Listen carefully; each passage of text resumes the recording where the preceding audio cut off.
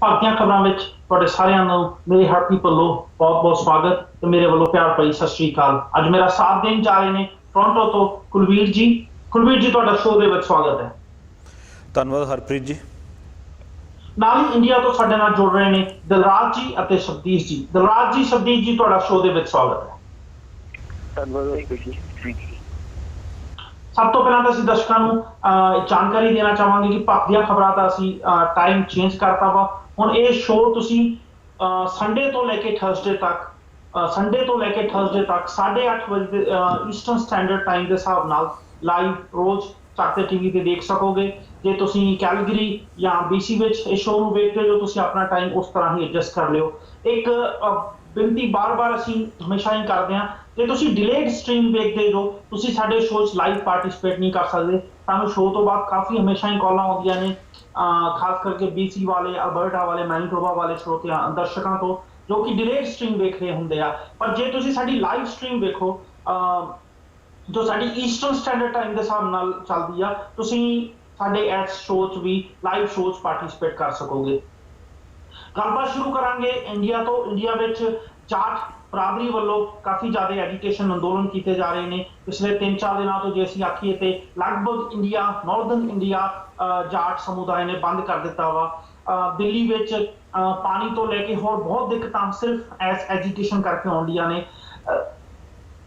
ਜੇ ਅਸੀਂ ਜਾਟ ਬਰਾਦਰੀ ਦੀ ਡਿਮਾਂਡ ਦੀ ਜਾਂ ਐਜੀਟੇਸ਼ਨ ਕਿਉਂ ਕਰ ਰਹੇ ਨੇ, ਇੱਥੇ ਨਿਗਾਹ ਮਾਰੀਏ ਤੇ ਸਿੰਪਲ ਜੀ ਗੱਲ ਹੈ ਜੀ ਕਿ ਉਹ ਰਿਜ਼ਰਵੇਸ਼ਨ ਦੀ ਡਿਮਾਂਡ ਕਰ ਰਹੇ ਨੇ। ਅਸੀਂ ਸਾਰੇ ਹੀ ਜਾਣਦੇ ਹਾਂ ਕਿ ਇੰਡੀਆ ਵਿੱਚ ਰਿਜ਼ਰਵੇਸ਼ਨ ਜੋਬਾਂ ਵਾਸਤੇ, ਸਰਕਾਰੀ ਜੋਬਾਂ ਵਾਸਤੇ ਜਾਂ ਹੋਰ ਯੂਨੀਵਰਸਿਟੀ ਐਡਮਿਸ਼ਨਾਂ ਵਾਸਤੇ ਇਹ ਆਮ ਜਿਹਾ ਮੁੱਦਾ ਹੈ। ਕਦੀ ਇਹ ਮੁੱਦਾ ਗੁਜਰਾਤ 'ਚ ਪਟੇਲ ਬ੍ਰਦਰਾਂ ਵੱਲੋਂ ਉਠਾਇਆ ਜਾਂਦਾ ਵਾ, ਕਦੀ ਇਹ ਮੁੱਦਾ ਰਾਜਸਥਾਨ 'ਚ ਮੀਆਂ ਵੱਲੋਂ ਉਠਾਇਆ ਜਾਂਦਾ ਹੈ, ਹੁਣ ਹਰਿਆਣੇ 'ਚ ਜਾਟਾਂ ਵੱਲੋਂ ਉਠਾਇਆ ਗਿਆ ਵਾ। ਜਿਹੜੀ ਥੋੜੀ ਜਿਹੀ ਗਹਿਰਾਈ ਤੱਕ ਜਾਈਏ ਤੇ ਸਭ ਤੋਂ ਪਹਿਲਾਂ 2008 ਵਿੱਚ ਇਹ ਮੁੱਦਾ ਜਾਟ ਬਰਾਦਰੀ ਨੇ ਉਠਾਇਆ ਸੀ। ਜੇ ਅਸੀਂ ਹਰਿਆਣੇ ਦੀ ਗੱਲ ਕਰੀਏ, ਜਿਸ ਤਰ੍ਹਾਂ ਪੰਜਾਬ ਵਿੱਚ ਕਿਹਾ ਜਾਂਦਾ ਹੈ ਕਿ ਜੱਟ ਸਿੱਖ ਹੀ ਚੀਫ ਮਿਨਿਸਟਰ ਬਣੂਗਾ, ਉਸ ਤਰ੍ਹਾਂ ਹਰਿਆਣੇ ਵਿੱਚ ਵੀ ਇਹੀ ਟ੍ਰੈਂਡ ਆ ਜਾਟ CM ਬਣਨ ਦਾ। ਪਰ ਐਤਕੀ ਜਦੋਂ BJP ਜਿੱਤੀ, ਉਸ ਤੋਂ ਬਾਅਦ ਕਿਤੇ ਨਾ ਕਿਤੇ ਜਾਟ ਬਰਾਦਰੀ ਨੂੰ ਕਾਫੀ ਝਟਕਾ ਲੱਗਿਆ, ਕਿਉਂਕਿ ਅਮਿਤ ਸ਼ਾਹ ਜੀ ਜੋ BJP ਦੇ ਪ੍ਰਧਾਨ ਨੇ ਅਤੇ ਨਰਿੰਦਰ ਮੋਦੀ ਜੀ ਨੇ ਇੱਕ ਨੌਨ ਜਾਟ ਪੰਜਾਬੀ ਖੱਤਰੀ ਖੱਟਰ ਸਾਹਿਬ, ਜੋ ਕਿ ਪਹਿਲੀ ਵਾਰ MLA ਬਣੀ ਸੀ, ਨਾ ਉਹਨਾਂ ਨੂੰ ਕੋਈ ਖਾਸ ਐਕਸਪੀਰੀਅੰਸ ਸੀ, ਉਹਨਾਂ ਨੂੰ CM ਬਣਾਇਆ। ਇਹ ਵੀ ਇੱਕ ਕਾਫੀ ਕੰਟਰੋਵਰਸ਼ੀਅਲ ਇਸ਼ੂ ਆ ਕਿ ਉਹਨਾਂ ਨੂੰ CM ਕਿਉਂ ਬਣਾਇਆ। ਇੱਥੇ ਅਸੀਂ ਘੱਟ ਗੱਲਬਾਤ ਕਰਾਂਗੇ। ਪਰ ਕਿਤੇ ਨਾ ਕਿਤੇ ਜਾਟ ਬਰਾਦਰੀ ਨੂੰ ਇਹ ਮੁੱਦਾ ਹਮੇਸ਼ਾ ਹੀ ਖੜਕਦਾ ਰਿਹਾ ਕਿ ਇੱਕ ਨੌਨ ਪੰਜਾਬੀ CM ਬਣਿਆ। ਅਜੇ ਤੱਕ ਜੇ ਅਸੀਂ ਹਰਿਆਣੇ ਦੀ ਹਿਸਟਰੀ ਝਾਤੀ ਮਾਰੀਏ, 10 ਵਿੱਚੋਂ 7 CM ਜਾਟ ਬਰਾਦਰੀ ਦੇ ਨੇ। ਸ਼ਬਦੀਸ਼ ਜੀ, ਸਭ ਤੋਂ ਪਹਿਲਾਂ ਗੱਲਬਾਤ ਤੁਹਾਡੇ ਤੋਂ ਸ਼ੁਰੂ ਕਰੂੰਗਾ। ਜਾਣਨਾ ਚਾਹੂੰਗਾ ਕਿ ਤੁਹਾਡੇ ਖਿਆਲ ਨਾਲ ਜੋ ਜਾਟ ਬਰਾਦਰੀ ਰਿਜ਼ਰਵੇਸ਼ਨ ਦੀ ਡਿਮਾਂਡ ਕਰ ਰਹੀ ਹੈ, ਉਹ ਜਾਇਜ਼ ਹੈ ਕਿ ਨਾਜਾਇਜ਼? ਦੇਖੋ ਹਰਪ੍ਰੀਤ ਜੀ, ਜਾਇਜ਼ ਨਜਾਇਜ਼ ਵਾਲੇ ਮੁੱਦੇ ਨਾਲੋਂ ਜ਼ਿਆਦਾ ਅਹਿਮ ਗੱਲ ਇਹ ਹੈ ਕਿ ਭਾਰਤ ਦੇ ਵਿੱਚ ਵਾਰ-ਵਾਰ ਲੋਕੀ ਰਿਜ਼ਰਵੇਸ਼ਨ ਕਿਉਂ ਮੰਗ ਰਹੇ ਨੇ। ਮੇਰੀ ਬੜੀ ਸਿੰਪਲ ਜੀ ਮਾਨਤਾ ਵਾ ਕਿ ਜਦੋਂ ਤੱਕ ਹਿੰਦੁਸਤਾਨ ਵਿੱਚ ਸਭ ਨੂੰ ਵਿੱਦਿਆ ਤੇ ਸਭ ਨੂੰ ਰੁਜ਼ਗਾਰ ਉਹਨਾਂ ਦੀ ਯੋਗਤਾ ਮੁਤਾਬਕ ਤੈਅ ਨਹੀਂ ਕਰ ਲਿਆ ਜਾਂਦਾ, ਇਹ ਗੋਲ ਅਚੀਵ ਨਹੀਂ ਕਰ ਲਿਆ ਜਾਂਦਾ, ਉਨੀ ਦੇਰ ਤੱਕ ਇਹ ਸਮੱਸਿਆਵਾਂ ਸਾਰੇ ਸਮਾਜ ਦੇ ਵਰਗਾਂ ਦੇ ਵਿੱਚ ਕਿਸੇ ਨਾ ਕਿਸੇ ਸ਼ਕਲ ਦੀ ਉੱਠਦੀਆਂ ਰਹਿਣਗੀਆਂ। ਪਹਿਲਾਂ ਰਾਜਸਥਾਨ ਦੇ ਗੁੱਜਰ ਅੰਦੋਲਨ ਕਰਦੇ ਰਹੇ, ਹੁਣ ਹਰਿਆਣੇ ਦੀ ਜਾਟ ਕਰ ਰਹੇ ਨੇ, ਤੇ ਕੱਲ ਨੂੰ ਇਸ ਗੱਲ ਦੀ ਸੰਭਾਵਨਾ ਹੋ ਸਕਦੀ ਹੈ ਕਿ ਕੈਪਟਨ ਅਮਰਿੰਦਰ ਸਿੰਘ ਦੀ ਅਗਵਾਈ 'ਚ ਪੰਜਾਬ ਦੇ ਜੱਟ ਵੀ ਇਹ ਅੰਦੋਲਨ ਸ਼ੁਰੂ ਕਰ ਦੇਣ, ਕਿਉਂਕਿ ਕੈਪਟਨ ਸਾਹਿਬ ਜਦੋਂ ਕਾਂਗਰਸ ਸ਼ਬਦੀਸ਼ ਜੀ, ਤੁਹਾਡੀ ਆਵਾਜ਼ ਵਿੱਚ ਦਿੱਕਤ ਆ ਰਹੀ ਹੈ। ਤੁਹਾਡੀ ਆਵਾਜ਼ ਦਿੱਕਤ ਆ ਰਹੀ ਹੈ। ਮੈਂ ਟੈਕਨੀਕਲ ਟੀਮ ਨੂੰ ਕਹੂੰਗਾ ਕਿ ਤੁਹਾਡੇ ਨਾਲ ਕੰਮ ਕਰਨ। ਉਹਨੇ ਚਿਰ ਮੈਂ ਦਿਲਰਾਜ ਜੀ ਦੀ ਪੱਖ ਜਾਣਨਾ ਚਾਹੂੰਗਾ। ਦਿਲਰਾਜ ਜੀ, ਤੁਹਾਡੇ ਹਿਸਾਬ ਨਾਲ ਜਾਟ ਬਰਾਦਰੀ ਵੱਲੋਂ ਜੋ ਹੁਣ ਡਿਮਾਂਡਾਂ ਕੀਤੀਆਂ ਜਾ ਰਹੀਆਂ ਨੇ, ਜਾਇਜ਼ ਨੇ ਕਿ ਨਾਜਾਇਜ਼? ਹਰਪ੍ਰੀਤ ਜੀ, ਬਿਲਕੁਲ ਨਾਜਾਇਜ਼ ਇਹਨੂੰ ਮੈਂ ਸਮਝਾਂਗਾ। ਕਿਸੇ ਵੀ ਹੱਦ ਵਿੱਚ, ਕਿਸੇ ਵੀ ਕੀਮਤ ਤੇ ਜਾਇਜ਼ ਨਹੀਂ ਇਹਨੂੰ ਮੰਨਿਆ ਜਾ ਸਕਦਾ। ਜੋ ਜਾਟ ਬਰਾਦਰੀ ਕਰਦੀ ਪਈ ਹੈ, ਦਿੱਲੀ ਤੋਂ ਲੈ ਕੇ ਪੰਜਾਬ ਦੇ ਵਿੱਚ ਤਕਰੀਬਨ 82 ਟ੍ਰੇਨਾਂ ਚੱਲਦੀਆਂ, ਜਿਹੜੀਆਂ ਇਸ ਵੇਲੇ ਰੱਦ ਚੱਲਦੀਆਂ ਪਈਆਂ। ਰੋਡ ਪੂਰੀ ਦੀ ਪੂਰੀ ਹਰਿਆਣਾ ਵਾਲੀ ਜਾਮ ਕਰ ਦਿੱਤੀ ਗਈ ਹੈ। ਚਾਹੇ ਆਪਾਂ ਪਾਣੀਪਤ ਦੀ ਗੱਲ ਕਰੀਏ, ਚਾਹੇ ਰੋਹਤਕ ਦੀ ਗੱਲ ਕਰੀਏ, ਨੈਸ਼ਨਲ ਹਾਈਵੇ 1 ਤੋਂ ਲੈ ਕੇ ਨੈਸ਼ਨਲ ਹਾਈਵੇ 10 ਇਹ ਦੋ ਮੇਨ ਹਾਈਵੇ ਦਿੱਲੀ ਤੋਂ ਪੰਜਾਬ ਤੇ ਦਿੱਲੀ ਤੋਂ ਹਿਸਾਰ ਦੇ ਵਿੱਚ ਜੁੜਦੇ ਆ। ਸਾਰੇ ਦੇ ਸਾਰੇ ਬੰਦ ਕਰ ਦਿੱਤੇ ਗਏ ਨੇ। ਆਮ ਲੋਕਾਂ ਨੂੰ ਤਾਂ ਪਰੇਸ਼ਾਨੀ ਦਾ ਸਾਹਮਣਾ ਕਰਨਾ ਹੀ ਪੈ ਰਿਹਾ। ਨਾਲ ਦੀ ਨਾਲ ਜਿੰਨੇ ਵੀ ਢਾਬੇ ਸੀਗੇ ਸੜਕਾਂ ਤੇ, ਵੱਡੇ ਤੋਂ ਵੱਡੇ ਤੇ ਛੋਟੇ ਛੋਟੇ, ਉਹ ਸਾਰੇ ਸਾਰ ਕੇ ਸਵਾਹ ਕਰ ਦਿੱਤੇ ਗਏ ਨੇ। देखो मैं इस चीज की मैं दराज जी मैं जाट बरादरी इस टाइम की कर रही है इस दी गल नहीं कर रहा ਉਹਨੂੰ ਤੇ ਸ਼ਾਇਦ ਜੋ मैं डिमांड ਦੀ ਗੱਲ ਕਰ ਰਿਹਾ ਤੁਹਾਡੇ ਹਿਸਾਬ ਨਾਲ ਡਿਮਾਂਡ ਜਾਇਜ਼ ਨੇ ਕਿ ਨਾਜਾਇਜ਼। मैं ਉੱਥੇ भी आ रहा, मैं उस डिमांड ਨੂੰ भी नाजायज ही समझांगा, चाहे वो जाट बरादरी करे, चाहे वो राजस्थान की गुज्जर बरादरी करे, चाहे गुजरात की पटेल बरादरी करे। कारण एक ही है कि ये रिजर्वेशन बहुत लंबे समय तो चलती आ रही है। रिजर्वेशन इस करके पहले शुरू की गई थी कि जो गरीब तबका SC BC सीगे उन्होंने वो लैवल नहीं दिता गया सीगा, पर हुण जो SC BC है मैं तो समझदा उन्होंने भी रिजर्वेशन कैंसल होनी चाहिए। रिजर्वेशन के 3 आधार होने चाहिए। पहला होना चाहिए पैसे की जिन्होंने कमी हो, जो बिलो पॉवर्टी लाइन हो उन्होंने रिजर्वेशन दिते, जात पात से रिजर्वेशन होनी नहीं चाहिए। दूजा होना चाहिए ਜਿਹੜੇ ਫਿਜ਼ੀਕਲੀ ਚੈलेंज ਬੰਦੇ ਉਹਨਾਂ ਦੀ ਰਿਜ਼ਰਵੇਸ਼ਨ। ਤੀਜੀ ਹੋਣੀ ਚਾਹੀਦੀ ਹੈ ਕਿ ਜਿਹੜੇ ਫੌਜੀ ਦੇ ਬੱਚੇ ਜਿਨ੍ਹਾਂ ਨੇ ਫੌਜੀਆਂ ਨੇ ਸ਼ਹੀਦਾਂ ਪਾਈਆਂ ਉਹਨਾਂ ਨੂੰ। ਚੌਥੀ ਕੋਈ ਰਿਜ਼ਰਵੇਸ਼ਨ ਇੰਡੀਆ ਦੇ ਵਿੱਚ ਹੋਣੀ ਹੀ ਨਹੀਂ ਚਾਹੀਦੀ। ਇਹ ਜਿਹੜਾ ਜਾਤ ਪਾਤ ਵਾਲੀ ਰਿਜ਼ਰਵੇਸ਼ਨ ਹੈ ਮੈਂ ਤਾਂ ਉਹਦੇ ਸਖਤ ਖਿਲਾਫ ਹਾਂ। ਪਰ ਤੁਸੀਂ ਰਿਜ਼ਰਵੇਸ਼ਨ ਦੀ ਕਿਤੇ ਨਾ ਕਿਤੇ ਖਿਲਾਫਤ ਨਹੀਂ ਕਰਦੇ, ਤੁਸੀਂ ਰਿਜ਼ਰਵੇਸ਼ਨ ਦੇ ਹੱਕ ਵਿੱਚ ਹੋ। रिजर्वेशन में मैं हक था, पर रिजर्वेशन पॉवर्टी नाल देनी चाहिए। जात पात की कोई रिजर्वेशन नहीं होनी चाहिए। हाँ जो कोई गरीब है उन्होंने नौकरी बिल्कुल नहीं चाहिए, वो अपलिफ्टमेंट होनी चाहिए जिन्होंने रोटी खाने की पैसे नहीं है। पर जात पात अज SC रिजर्वेशन की गल करते हैं। एक SC IAS लगा वा अगों ਉਹਦੇ ਬੱਚੇ ਨੂੰ ਰਿਜ਼ਰਵੇਸ਼ਨ ਮਿਲਦੀ ਹੈ ਦਰਾਜ ਜੀ ਮੈਂ ਤੁਹਾਨੂੰ ਇੱਥੇ ਟੋਕਣਾ ਚਾਹੂੰਗਾ। ਮੈਂ ਦੂਜੇ ਗੈਸਟ ਦੇ ਵੀ ਓਪਨਿੰਗ ਕਮੈਂਟ ਜ਼ਰੂਰ ਲੈਣਾ ਚਾਹੂੰਗਾ। ਕੁਲਵੀਰ ਜੀ ਮੈਂ ਤੁਹਾਡੇ ਵਿਚਾਰ ਜਾਨਣਾ ਚਾਹੁੰਦਾ ਕਿ ਜੋ ਜਾਟ ਬਰਾਦਰੀ ਦੀ ਡਿਮਾਂਡਸ ਹੈ ਤੁਸੀਂ ਉਹਦੇ ਹੱਕ 'ਚ ਕੀ ਅਪੋਜ਼ ਹੋ। ਮੈਂ ਇੱਥੇ ਉਹ ਗੱਲਾਂ ਨਹੀਂ ਕਰ ਰਿਹਾ ਕਿ ਜੋ ਜਾਟ ਬਰਾਦਰੀ ਅੱਜ ਦੀ ਡੇਟ ਵਿੱਚ ਇੰਡੀਆ 'ਚ ਕਰ ਰਹੀ ਹੈ, ਮੈਂ ਉਸ ਡਿਮਾਂਡ ਦੀ ਗੱਲ ਕਰ ਰਿਹਾ ਜੋ ਉਹਨਾਂ ਦਾ ਮੁੱਖ ਕਾਰਨ ਹੈ ਐਜੀਟੇਸ਼ਨ ਕਰਨ ਦਾ। ਹਰਪ੍ਰੀਤ ਜੀ ਜੇ ਮੇਰੀ ਤੁਸੀਂ ਗੱਲ ਕਰੋ, ਆਪਾਂ ਪਹਿਲਾਂ ਵੀ 1-2 ਵਾਰ ਡਿਬੇਟ ਕਰ ਚੁੱਕੇ ਹਾਂ ਰਿਜ਼ਰਵੇਸ਼ਨ ਸਿਸਟਮ ਦੇ ਉੱਪਰ। ਮੈਂ 100% ਜਿਹੜਾ ਹੈਗਾ ਉਹ ਮੈਂ ਰਿਜ਼ਰਵੇਸ਼ਨ ਸਿਸਟਮ ਦੇ ਹੀ ਖਿਲਾਫ ਹੈਗਾ। ਇਹ ਇੱਕ ਐਸਾ ਸਿਸਟਮ ਹੈ ਜਿਹੜਾ ਕਿ ਜੋ ਇੰਡੀਆ ਦੇ ਵਿੱਚ ਜਿਹੜੇ ਲੋਕਾਂ ਨੂੰ ਵੰਡਣ ਦਾ ਜਿਹੜੇ ਕਈ ਮੁੱਦੇ ਹੈਗੇ ਨੇ, ਧਾਰਮਿਕ, ਜਾਤੀ, ਕਲਚਰ, ਉਹਦੇ ਵਿੱਚ ਇੱਕ ਜਿਹੜਾ ਲੋਕਾਂ ਨੂੰ ਵੰਡਣ ਦਾ ਇੱਕ ਮੁੱਦਾ ਉੱਥੇ ਦਾ ਹੈਗਾ, ਰਿਜ਼ਰਵੇਸ਼ਨ ਵੀ ਹੈਗਾ। ਔਰ ਦੂਸਰੀ ਗੱਲ ਇਹ ਹੈ ਕਿ ਇਹ ਬਿਲਕੁਲ ਹੀ ਅੱਜ ਦੀ ਡੇਟ ਦੇ ਵਿੱਚ ਇਹ ਬਿਲਕੁਲ ਜਾਇਜ਼ ਨਹੀਂ ਹੈਗਾ। ਜਦੋਂ ਇਹਨੂੰ ਫਾਰਮ ਕੀਤਾ ਗਿਆ ਸੀ ਉਸ ਵੇਲੇ ਇੰਡੀਆ ਨਵਾਂ ਆਜ਼ਾਦ ਹੋਇਆ ਸੀ, ਉਸ ਵੇਲੇ ਇਹ ਜਿਹੜੇ ਲੋਕ ਦੱਬੇ ਕੁਚਲੇ ਲੋਕ ਸੀਗੇ ਉਹ ਇੱਕ ਰਾਜ ਦੇ ਵਿੱਚੋਂ ਬਾਹਰ ਨਿਕਲੇ ਲੋਕ ਸੀਗੇ। ਉਸ ਵੇਲੇ ਉਹਨਾਂ ਨੂੰ ਬਰਾਬਰੀ ਲਿਆਉਣ ਲਈ ਜਾਂ ਉਹਨਾਂ ਨੂੰ ਉੱਪਰ ਚੁੱਕਣ ਵਾਸਤੇ ਇਹ ਕੰਮ ਕੀਤਾ ਗਿਆ ਸੀਗਾ। ਹੋ ਸਕਦਾ ਉਸ ਵੇਲੇ ਉਹਨਾਂ ਦੀ ਸੋਚ ਦੇ ਮੁਤਾਬਕ ਠੀਕ ਹੋਵੇ, ਪਰ ਅੱਜ ਦੀ ਡੇਟ ਦੇ ਵਿੱਚ ਇਹ ਕਿਸੇ ਵੀ ਤਰੀਕੇ ਨਾਲ ਜਾਇਜ਼ ਨਹੀਂ ਹੈਗਾ। ਚਾਹੇ ਕੋਈ ਜੱਟ ਕਹੇ ਚਾਹੇ ਕੋਈ ਵੀ ਕਹੇ, ਅੱਜ ਦੀ ਡੇਟ ਦੇ ਵਿੱਚ ਕਿਸੇ ਲਈ ਰਿਜ਼ਰਵੇਸ਼ਨ ਜਿਹੜੀ ਹੈਗੀ ਆ ਮੇਰੇ ਖਿਆਲ ਨਾਲ ਹੋਣੀ ਨਹੀਂ ਚਾਹੀਦੀ। ਅਗਰ ਕੋਈ ਫਾਈਨੈਂਸ਼ੀਅਲੀ ਵੀਕ ਵੀ ਹੈਗਾ ਤੇ ਉਹਦੀ ਕੋਈ ਹੋਰ ਸਕੀਮ ਬਣਨੀ ਚਾਹੀਦੀ ਆ ਗੌਰਮੈਂਟਸ ਵੱਲੋਂ। ਉਹਨਾਂ ਨੂੰ ਪੈਸਾ ਦਿੱਤਾ ਜਾਣਾ ਚਾਹੀਦਾ, ਉਹਨਾਂ ਨੂੰ ਫ੍ਰੀ ਐਜੂਕੇਸ਼ਨ ਦੇਣੀ ਚਾਹੀਦੀ ਆ ਉਹਨਾਂ ਵਾਸਤੇ ਜਿਹੜਾ ਹੈਗਾ। ਪਰ ਇਹ ਨਹੀਂ ਹੋਣਾ ਚਾਹੀਦਾ ਕਿ ਉਹ ਫ੍ਰੀ ਐਜੂਕੇਸ਼ਨ ਲੈਣ ਤੋਂ ਬਾਅਦ ਉਹਨਾਂ ਨੂੰ ਫਿਰ ਜਿਹੜੀ ਹੈਗੀ ਆ ਨੌਕਰੀ ਪਹਿਲ ਦੇ ਆਧਾਰ ਤੇ ਦਿੱਤੀ ਜਾਵੇ ਜਾਂ ਉਹਨਾਂ ਦਾ ਇੱਕ ਕੋਟਾ ਬਣਾਤਾ ਜਾਵੇ। ਇਹ ਕਿਸੇ ਲਈ ਕੋਟਾ ਨਹੀਂ ਚਾਹੀਦਾ। ਉੱਥੇ ਹਰ ਇੱਕ ਬੰਦੇ ਨੂੰ ਅਗਰ ਕਿਸੇ ਨੂੰ ਲੋੜ ਹੈਗੀ ਆ ਉਹਨੂੰ ਉਹਦੇ ਅਕੋਰਡਿੰਗ ਉਹਦੀ ਹੈਲਪ ਦੀ ਪਾਲਿਸੀ ਲਿਆਉਣੀ ਚਾਹੀਦੀ ਹੈ ਕਿ ਇਹਨਾਂ ਨੂੰ ਕਿਹੜੀ ਚੀਜ਼ ਦੀ ਕਿੱਥੇ ਹੈਲਪ ਦੀ ਲੋੜ ਹੈਗੀ ਆ, ਨਾ ਕਿ ਰਿਜ਼ਰਵੇਸ਼ਨ ਦੀ। ਜਿਹੜੀ ਜੌਬ ਦੇ ਵਿੱਚ ਪਲੇਸਮੈਂਟ ਹੈਗੀ ਆ, ਜਿਹੜੀ ਕਾਲਜਿਸ ਦੇ ਵਿੱਚ ਐਡਮਿਸ਼ਨ ਦੀ ਗੱਲ ਹੈਗੀ ਆ, ਉਹ ਹਮੇਸ਼ਾ ਮੈਰਿਟ ਦੇ ਆਧਾਰ ਤੇ ਹੀ ਹੋਣੀ ਚਾਹੀਦੀ ਆ। ਜਿਹੜੀ ਲੋੜ ਹੈਗੀ ਆ ਉਹ ਹੈਗੀ ਆ ਗਰਾਊਂਡ ਲੈਵਲ ਦੇ ਉੱਪਰ। ਜਿਹੜੀ ਐਜੂਕੇਸ਼ਨ ਹੈਗੀ ਆ ਉਹ ਐਜੂਕੇਸ਼ਨ ਸਾਰਿਆਂ ਨੂੰ ਬਰਾਬਰ ਕਿੱਦਾਂ ਦਿੱਤੀ ਜਾਵੇ, ਲੋੜ ਹੈਗੀ ਇਸ ਦੇ ਉੱਪਰ ਲੋੜ ਨਹੀਂ ਹੈਗੀ ਕਿ ਰਿਜ਼ਰਵੇਸ਼ਨ ਦੇ ਕੇ ਕਿਸੇ ਨੂੰ ਉੱਪਰ ਚੱਕਿਆ ਜਾਵੇ ਤਾਂ ਕਿਸੇ ਨੂੰ ਥੱਲੇ ਕੀਤਾ ਜਾਵੇ। ਇਹ ਇੱਕ ਕਿਸਮ ਦੇ ਨਾਲ ਜਿਹੜੇ ਇੰਟੈਲੀਜੈਂਟ ਲੋਕ ਜਿਨ੍ਹਾਂ ਨੂੰ ਰਿਜ਼ਰਵੇਸ਼ਨ ਨਹੀਂ ਹੈਗੀ, ਜਨਰਲ ਕੈਟਾਗਰੀਜ਼ ਵਿੱਚ ਹੈਗੇ ਨੇ, ਉਹਨਾਂ ਨੂੰ ਕਿੰਨੀ ਸਟਰਗਲ ਕਰਨੀ ਪੈਂਦੀ ਆ। ਉਹ ਕਿੰਨੇ ਪਿੱਛੇ ਰਹਿ ਜਾਂਦੇ ਨੇ ਕਈ ਵਾਰੀ ਇੱਕ ਅੱਛਾ ਆਪਣਾ ਪੜ੍ਹਾਈ ਦਾ ਸਟੇਟਸ ਰੱਖਦੇ ਹੁੰਦੇ ਆ ਵੀ। ਪਰ ਜਿਹੜੇ ਰਿਜ਼ਰਵੇਸ਼ਨ ਦੇ ਵਿੱਚ ਕਿਉਂਕਿ ਬਹੁਤ ਸਾਰੇ ਲੋਕ ਅੱਗੇ ਨਹੀਂ ਆਉਂਦੇ, ਕਈ ਵਾਰੀ ਬਹੁਤ ਘੱਟ ਨੰਬਰ ਨੰਬਰਾਂ ਵਾਲਾ ਬੰਦਾ ਵੀ ਕਿਸੇ ਅੱਛੀ ਜਗ੍ਹਾ ਤੇ ਬੈਠ ਜਾਂਦਾ। ਇਹ ਤਾਂ ਬਿਲਕੁਲ ਨਾ ਇਨਸਾਫੀ ਵਾਲਾ ਸਿਸਟਮ ਬਣਾਇਆ ਹੋਇਆ, ਭਾਵੇਂ ਇਹ ਆਪਣੇ ਵੋਟ ਬੈਂਕਾਂ ਨੂੰ ਦੇਖ ਕੇ ਬਣਾਇਆ ਹੋਇਆ। ਇਸ ਤਰ੍ਹਾਂ ਦੀ ਜਿਹੜੀ ਮੰਗ ਉਠਾਉਣੀ ਇੰਡੀਆ ਦੇ ਵਿੱਚ ਮੇਰੇ ਖਿਆਲ ਆ ਪੜ੍ਹੇ ਲਿਖੇ ਵਰਗ ਨੂੰ ਹੁਣ ਬੰਦ ਹੀ ਕਰ ਦੇਣੀ ਚਾਹੀਦੀ ਆ। ਜੇ ਕਿਤੇ ਧਿਆਨ ਦੇਣ ਦੀ ਲੋੜ ਆ ਤਾਂ ਉਹ ਐਜੂਕੇਸ਼ਨ ਦੇ ਉੱਪਰ ਧਿਆਨ ਦੇਣ ਦੀ ਲੋੜ ਆ ਕਿ ਹਰ ਬੰਦੇ ਨੂੰ ਇੱਕ ਜਿਹੜਾ ਹੈਗਾ ਕਿ ਮਿਆਰੀ ਐਜੂਕੇਸ਼ਨ ਜਿਹੜੀ ਹੈਗੀ ਆ ਜ਼ਰੂਰ ਮਿਲੇ। ਇੱਥੇ ਮੈਂ ਆਪਣੇ ਦਰਸ਼ਕਾਂ ਨੂੰ ਇਹ ਦੱਸ ਦੇਣਾ ਚਾਹੁੰਦਾ ਕਿ ਜਾਟਾਂ ਵਿੱਚ ਹਰਿਆਣਾ ਦੀ ਲਗਭਗ 29-29% ਪੋਪੂਲੇਸ਼ਨ ਸਿਰਫ ਜਾਟ ਬਰਾਦਰੀ ਦੀ ਹੈ। ਜੇ ਅਸੀਂ ਜਾਟ ਐਜੂਕੇਸ਼ਨ ਦੀ ਗੱਲ ਕਰੀਏ, ਸਿਰਫ ਇਹ ਜਾਟਾਂ ਵਾਸਤੇ ਨਹੀਂ, ਇਹ ਹਰਿਆਣੇ ਦੇ ਜੋ ਜਾਟ ਨੇ ਉਹਨਾਂ ਵਾਸਤੇ, ਜਾਟ ਸਿੱਖ ਵਾਸਤੇ, ਰੋੜੇ ਤਿਆਗੀ ਅਤੇ ਬਿਸ਼ਨੋਈਆਂ ਵਾਸਤੇ ਆ। ਇਹਨਾਂ ਸਾਰੀਆਂ ਬਰਾਦਰੀਆਂ ਵਾਸਤੇ ਰਿਜ਼ਰਵੇਸ਼ਨ ਦੀ ਡਿਮਾਂਡ ਕੀਤੀ ਜਾ ਰਹੀ ਆ ਹਰਿਆਣਾ ਵਿੱਚ। ਜੇ ਹੁਣ ਦੀ ਤਾਜ਼ਾ ਖਬਰ ਆ ਰਹੀ ਹੈ, ਹਰਿਆਣਾ ਗਵਰਨਮੈਂਟ ਨੇ ਇਹਨਾਂ ਦੀ ਡਿਮਾਂਡ ਮੰਗ ਲਈ ਆ। ਜਿਹੜੀ ਅਗਲਾ ਹਰਿਆਣਾ ਗਵਰਨਮੈਂਟ ਦਾ ਸੱਤਰ ਬਹੇਗਾ ਉਹਦੇ ਵਿੱਚ ਬਿੱਲ ਪਾਸ ਕਰਕੇ ਇਹਨਾਂ ਨੂੰ OBC 'ਚ ਰਿਜ਼ਰਵੇਸ਼ਨ ਦੇ ਦਿੱਤੀ ਜਾਊਗੀ। ਪਰ ਇੱਥੇ ਜੋ ਸੋਚਣ ਜਾਂ ਵਿਚਾਰਨ ਦਾ ਮੁੱਦਾ ਹੈ ਕਿ 11 ਲੋਕਾਂ ਦੀ ਜਾਨ ਗਈ। ਜੇ ਅਸੀਂ ਨੁਕਸਾਨ ਦੀ ਗੱਲ ਕਰੀਏ ਤਾਂ ਸ਼ਾਇਦ ਪਤਾ ਨਹੀਂ ਕਿੰਨਾ ਨੁਕਸਾਨ ਹੋਇਆ, ਜੋ ਤੋੜਫੜ ਜਾਟ ਬਰਾਦਰੀ ਵੱਲੋਂ ਕੀਤੀ ਗਈ, ਜੋ ਅੱਗਾਂ ਲਾਈਆਂ ਗਈਆਂ, ਜੋ ਸਰਕਾਰੀ ਨੁਕਸਾਨ ਹੋਇਆ, ਕਿੰਨੀਆਂ ਟ੍ਰੇਨਾਂ ਰੁਕੀਆਂ, ਕਿੰਨੇ ਲੋਕ ਜੋ 에ਅਰਪੋਰਟ ਤੋਂ ਫਲਾਈ ਕਰਨਾ ਚਾਹੁੰਦੇ ਸੀ, ਪੰਜਾਬ ਤੋਂ ਆ ਰਹੇ ਸੀ, ਉਹ ਵਿੱਚ ਸਟਕ ਰਹੇ। ਜੋ ਈਵਨ ਕਿ ਚੰਡੀਗੜ੍ਹ 에ਅਰਪੋਰਟ ਤੋਂ ਦਿੱਲੀ ਦੀਆਂ ਫਲਾਈਟ ਦੀਆਂ ਜਿਹੜਾ ਕਰੰਟ ਸੀ ਉਹ 4 ਜਾਂ 5 ਗੁਣਾ ਵਧਾ ਦਿੱਤਾ ਗਿਆ।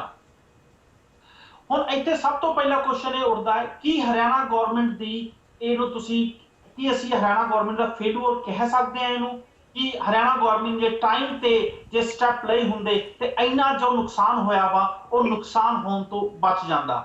ਗੱਲਬਾਤ ਸ਼ੁਰੂ ਕਰੂੰਗਾ ਮੈਂ ਕੁਲਵੀਰ ਜੀ ਤੋਂ। ਬਿਲਕੁਲ ਹਰਪ੍ਰੀਤ ਜੀ,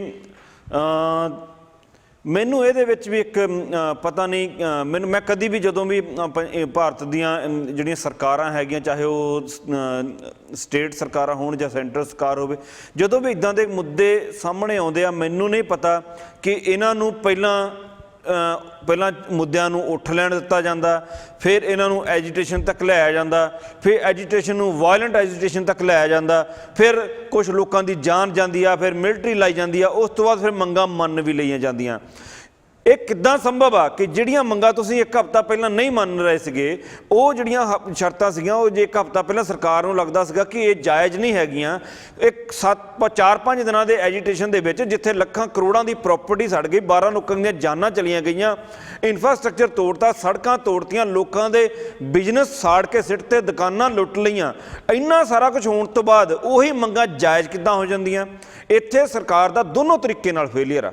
ਪਹਿਲਾ ਫੇਲੀਅਰ ਇਹ ਆ ਕਿ ਇੱਦਾਂ ਦਾ ਵਾਇਲੈਂਟ ਜਿਹੜਾ ਐਜੀਟੇਸ਼ਨ ਆ ਉਹ ਸਟੇਟ ਦੇ ਵਿੱਚ ਐਡੇ ਵੱਡੇ ਲੈਵਲ ਤੱਕ ਕਿੱਦਾਂ ਪਹੁੰਚ ਗਿਆ।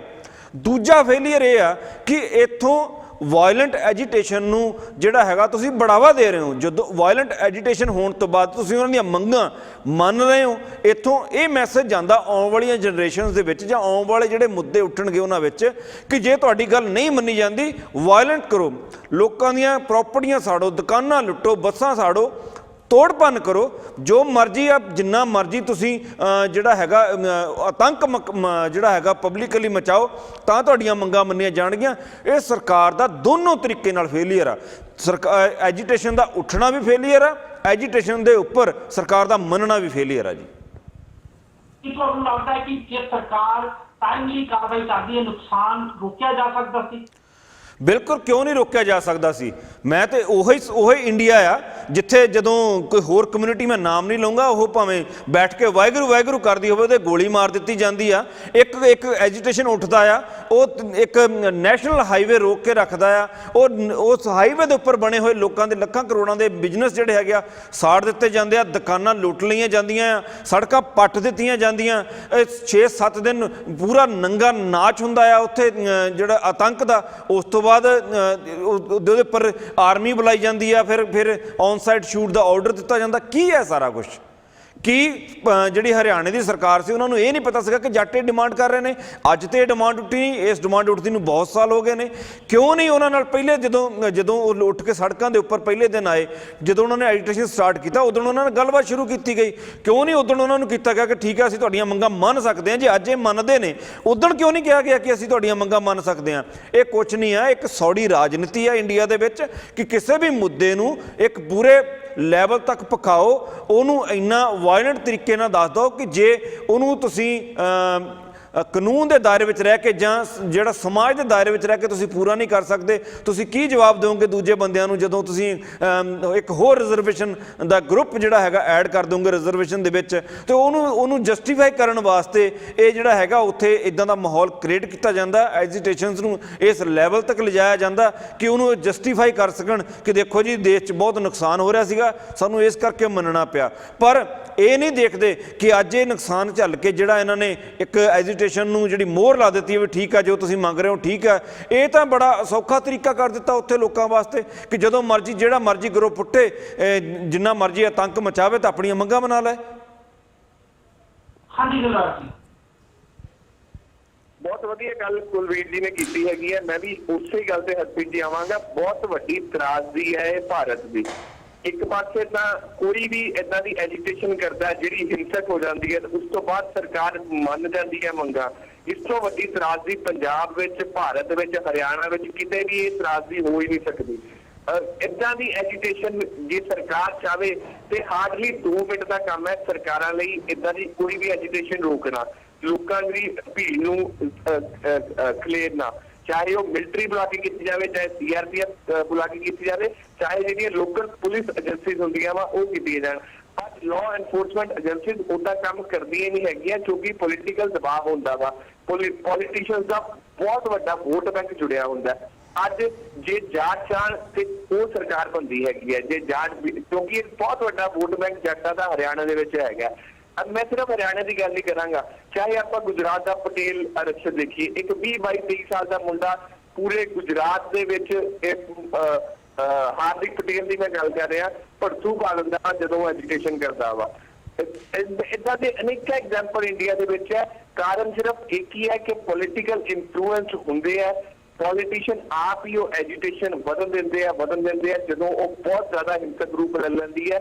ਫਿਰ ਇਦਾਂ ਦਾ ਕੋਈ ਨਾ ਕੋਈ ਸ਼ੋਸ਼ਾ ਛੱਡ ਦਿੰਦੇ ਆ ਕਿ ਅਸੀਂ ਤੁਹਾਡੀਆਂ ਮੰਗਾਂ ਮੰਨ ਲਾਂਗੇ। ਮੈਂ ਇੱਥੇ ਟੋਕਣਾ ਚਾਹੂੰਗਾ, ਤੁਸੀਂ 20 ਸਾਲ ਦੇ ਮੁੰਡੇ ਹਾਰਦਿਕ ਪਟੇਲ ਜੀ ਦਾ ਐਗਜ਼ਾਮਪਲ ਦਿੱਤਾ। ਜੇ ਮੈਂ ਤੁਹਾਨੂੰ ਪੁੱਛਾਂ ਹਾਰਦਿਕ ਪਟੇਲ ਕਿੱਥੇ, ਤਾਂ ਤੁਹਾਡਾ ਜਵਾਬ ਹੋਊਗਾ ਕਿ ਸੈਡੀਸ਼ਨ ਦੇ ਚਾਰਜ ਵਿੱਚ ਉਹ ਇਸ ਟਾਈਮ ਅੰਦਰ ਆ। ਇੱਥੇ ਮੇਰਾ ਤੁਹਾਨੂੰ ਇਹ ਕੁਐਸਚਨ ਆ ਕਿ ਜਿਹੜੇ ਲੋਕਾਂ ਨੇ ਤੋੜ-ਫੋੜ ਕੀਤੀ ਆ, ਜਿਹੜੇ ਲੋਕਾਂ ਨੇ ਆਤੰਕ ਮਚਾਇਆ ਵਾ, ਜਿੰਨਾ ਸਰਕਾਰੀ ਨੁਕਸਾਨ ਜਾਂ ਪ੍ਰਾਈਵੇਟ ਨੁਕਸਾਨ ਹੋਇਆ, ਕਿ ਉਹਨਾਂ ਉੱਤੇ ਵੀ ਸੈਡੀਸ਼ਨ ਦੇ ਚਾਰਜਸ ਨਹੀਂ ਲਾਉਣੇ ਚਾਹੀਦੇ? ਬਿਲਕੁਲ ਲਾਣੇ ਚਾਹੀਦੇ। ਮੈਂ ਤਾਂ ਬਿਲਕੁਲ ਕਹਿਣਾ ਲਾਣੇ ਚਾਹੀਦੇ ਆ। ਪਰ ਹਰਪ੍ਰੀਤ ਜੀ ਇਹੀ ਮੈਂ ਕਹਿੰਦਾ ਪਿਆ ਸੀ, ਇਹੀ ਇੰਡੀਆ ਦੀ ਤਰਾਜ਼ਦੀ ਹੈ ਕਿ ਵੋਟ ਬੈਂਕ ਨੂੰ ਬਚਾਉਣ ਦੀ ਕਿਸੇ ਦਾ ਕੁਝ ਹੁੰਦਾ ਨਹੀਂ। ਇਸੇ ਕਰਕੇ ਇਹ ਜਿਹੜੇ ਲੋਕੀ ਹੈਗੇ ਆ ਇਹ ਵੱਧ ਚੜ ਕੇ ਏਦਾਂ ਦੀਆਂ ਘਟਨਾਵਾਂ ਕਰਦੇ ਆ। ਮੈਨੂੰ ਹਜੇ ਵੀ ਯਾਦ ਹੈ 2008-2009 ਦੀ ਪੰਜਾਬ ਵਿੱਚ ਇੱਕ ਕਰਫਿਊ ਵਾਲੀ ਸਿਚੁਏਸ਼ਨ ਲੱਗੀ ਸੀਗੀ। ਏਦਾਂ ਹੀ ਭੰਨਤੋੜ ਕੀਤੀ ਗਈ ਸੀ ਗੱਡੀਆਂ ਦੀ। ਮੈਂ ਜਲੰਧਰ ਦੇ ਵਿੱਚ ਰਹਿੰਦਾ ਵਾਂ, ਜੇ ਤੁਹਾਨੂੰ ਯਾਦ ਹੋਵੇਗਾ ਵਿਆਨਾ ਗੋਲੀकांड ਹੋਇਆ ਸੀਗਾ ਤੇ ਬਿਲਕੁਲ ਏਦਾਂ ਦੀ ਸਿਚੁਏਸ਼ਨ ਸੀ। ਮੇਰੇ ਆਪਣੀ ਅੱਖੀ ਦੇਖਿਆ ਕਈ ਏਦਾਂ ਦੇ ਲੋਕ ਸੀਗੇ ਜਿਹਦੇ ਵਿੱਚ ਕਈ ਲੀਡਰ ਵੀ ਸ਼ਾਮਿਲ ਸੀਗੇ। ਉਹਨਾਂ ਨੇ ਬੈਠ ਕੇ ਪੱਥਰਬਾਜ਼ੀ ਕੀਤੀ ਸੀਗੀ। 40-50 ਗੱਡੀਆਂ ਤੇ ਮੇਰੇ ਘਰ ਦੇ ਕੋਲ ਇੱਕ ਛੋਟਾ ਜਿਹਾ ਰੈਸਟੋਰੈਂਟ ਹੈ, ਉਹਦੇ ਬਾਹਰ ਖੜੀਆਂ ਸੀ।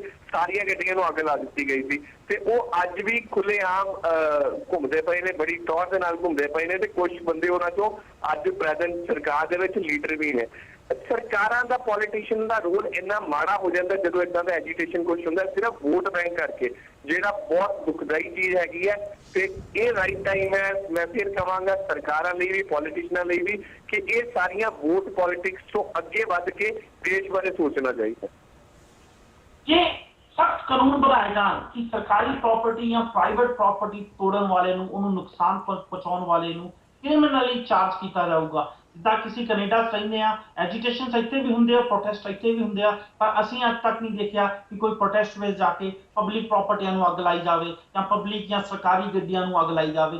ਕਿਤੇ ਨਾ ਕਿਤੇ ਇਹ ਇੰਡੀਆ 'ਚ ਜੋ ਹੁੰਦਾ ਵਾ, ਇੱਕ ਉੱਥੋਂ ਦੇ ਕਾਨੂੰਨ ਵਿੱਚ ਕਮੀ ਆ। ਜੇ ਅਸੀਂ ਇੱਕ ਸਖਤ ਕਾਨੂੰਨ ਬਣਾਈਏ, ਮਹਾਰਾਸ਼ਟਰ ਗਵਰਨਮੈਂਟ ਨੇ ਕਾਨੂੰਨ ਪਾਸ ਕੀਤਾ ਸੀ ਜੋ ਅੱਜ ਤੋਂ ਕੁਝ ਸਾਲ ਪਹਿਲਾਂ, ਜੋ ਸ਼ਿਵ ਸੈਨਾ ਵੱਲੋਂ ਕਾਫੀ ਜ਼ਿਆਦਾ ਸਰਕਾਰੀ ਬੱਸਾਂ ਨੂੰ ਅੱਗ ਲਾਈ ਜਾ ਰਹੀ ਸੀ। ਉਹ 'ਚ ਗੱਲ ਕੀਤੀ ਗਈ ਸੀ ਕਿ ਜਿਹੜਾ ਬੰਦਾ ਸਰਕਾਰੀ ਪ੍ਰਾਪਰਟੀ ਨੂੰ ਅੱਗ ਲਾਊਗਾ ਉਹੀ ਉਹਦੀ ਭਰਪਾਈ ਕਰੂਗਾ। ਜੇ ਇਹਨਾਂ ਕਾਨੂੰਨ ਨੂੰ ਸਖਤੀ ਨਾਲ ਇੰਪਲੀਮੈਂਟ ਕੀਤਾ ਜਾਵੇ। ਦੂਜੇ ਪਾਸੇ ਜੋ ਜਾਟ ਐਜੀਟੇਸ਼ਨ ਜੋ ਡਿਮਾਂਡ ਹੈ ਉਹ ਤੇ ਸਰਕਾਰ ਨੇ ਮੰਨ ਲਈ ਆ, ਪਰ ਸਰਕਾਰ ਕੀ ਜੇ ਇਹਨਾਂ ਚੋਂ 2-4 ਨੇਤਿਆਂ ਨੂੰ ਜਾਂ 2-4 ਲੋਕਾਂ ਨੂੰ ਵੀ ਕ੍ਰਿਮੀਨਲੀ ਚਾਰਜ ਕਰੇ, ਖਾਸ ਕਰਕੇ ਇੱਕ ਹਾਈਉਂਡਾਈ ਦਾ ਪੂਰਾ ਸ਼ੋਰੂਮ ਸਾੜ ਦਿੱਤਾ ਗਿਆ ਵਾ, ਤੇ ਸ਼ਾਇਦ ਅੱਗੇ ਤੋਂ ਜਦੋਂ ਵੀ ਪ੍ਰੋਟੈਸਟ ਹੋਣ ਤੇ ਲੋਕ ਸਰਕਾਰੀ ਪ੍ਰਾਪਰਟੀ ਨੂੰ ਜਾਂ ਪ੍ਰਾਈਵੇਟ ਪ੍ਰਾਪਰਟੀ ਨੂੰ ਨੁਕਸਾਨ ਪਹੁੰਚਾਉਣ ਤੋਂ ਪਹਿਲਾਂ 10 ਜਾਂ 20 ਵਾਰੀ ਸੋਚਣਗੇ ਜੀ। ਸਬਦੀਸ਼ ਜੀ। ਦੇਖੋ ਹਰਪ੍ਰੀਤ ਜੀ, ਇਹ ਜਿਹੜੇ ਸਖਤ ਕਾਨੂੰਨ ਦੇਸ਼ ਵਿਰੋਧੀ ਮੁਕੱਦਮੇ ਦਰਜ ਕਰਨੇ, ਇਹ ਜੇ ਹੱਲ ਅਸੀਂ ਸਮਝਦੇ ਹਾਂ ਸਮਾਜ ਦੇ ਅੰਦਰ ਪੈਦਾ ਹੋਣ ਵਾਲੇ ਅੰਦੋਲਨਾਂ ਦਾ, ਤੇ ਮੇਰਾ ਖਿਆਲ ਹੈ ਕਿ ਅਸੀਂ ਵਿਅਕਤੀ ਤੌਰ ਤੇ ਚਾਹੇ ਹੱਲ ਲੱਭ ਲਈਏ ਪਰ ਅਸੀਂ ਲੰਬੇ ਸਮੇਂ 'ਚ ਕੋਈ ਹੱਲ ਨਹੀਂ ਲੱਭ ਸਕਦੇ।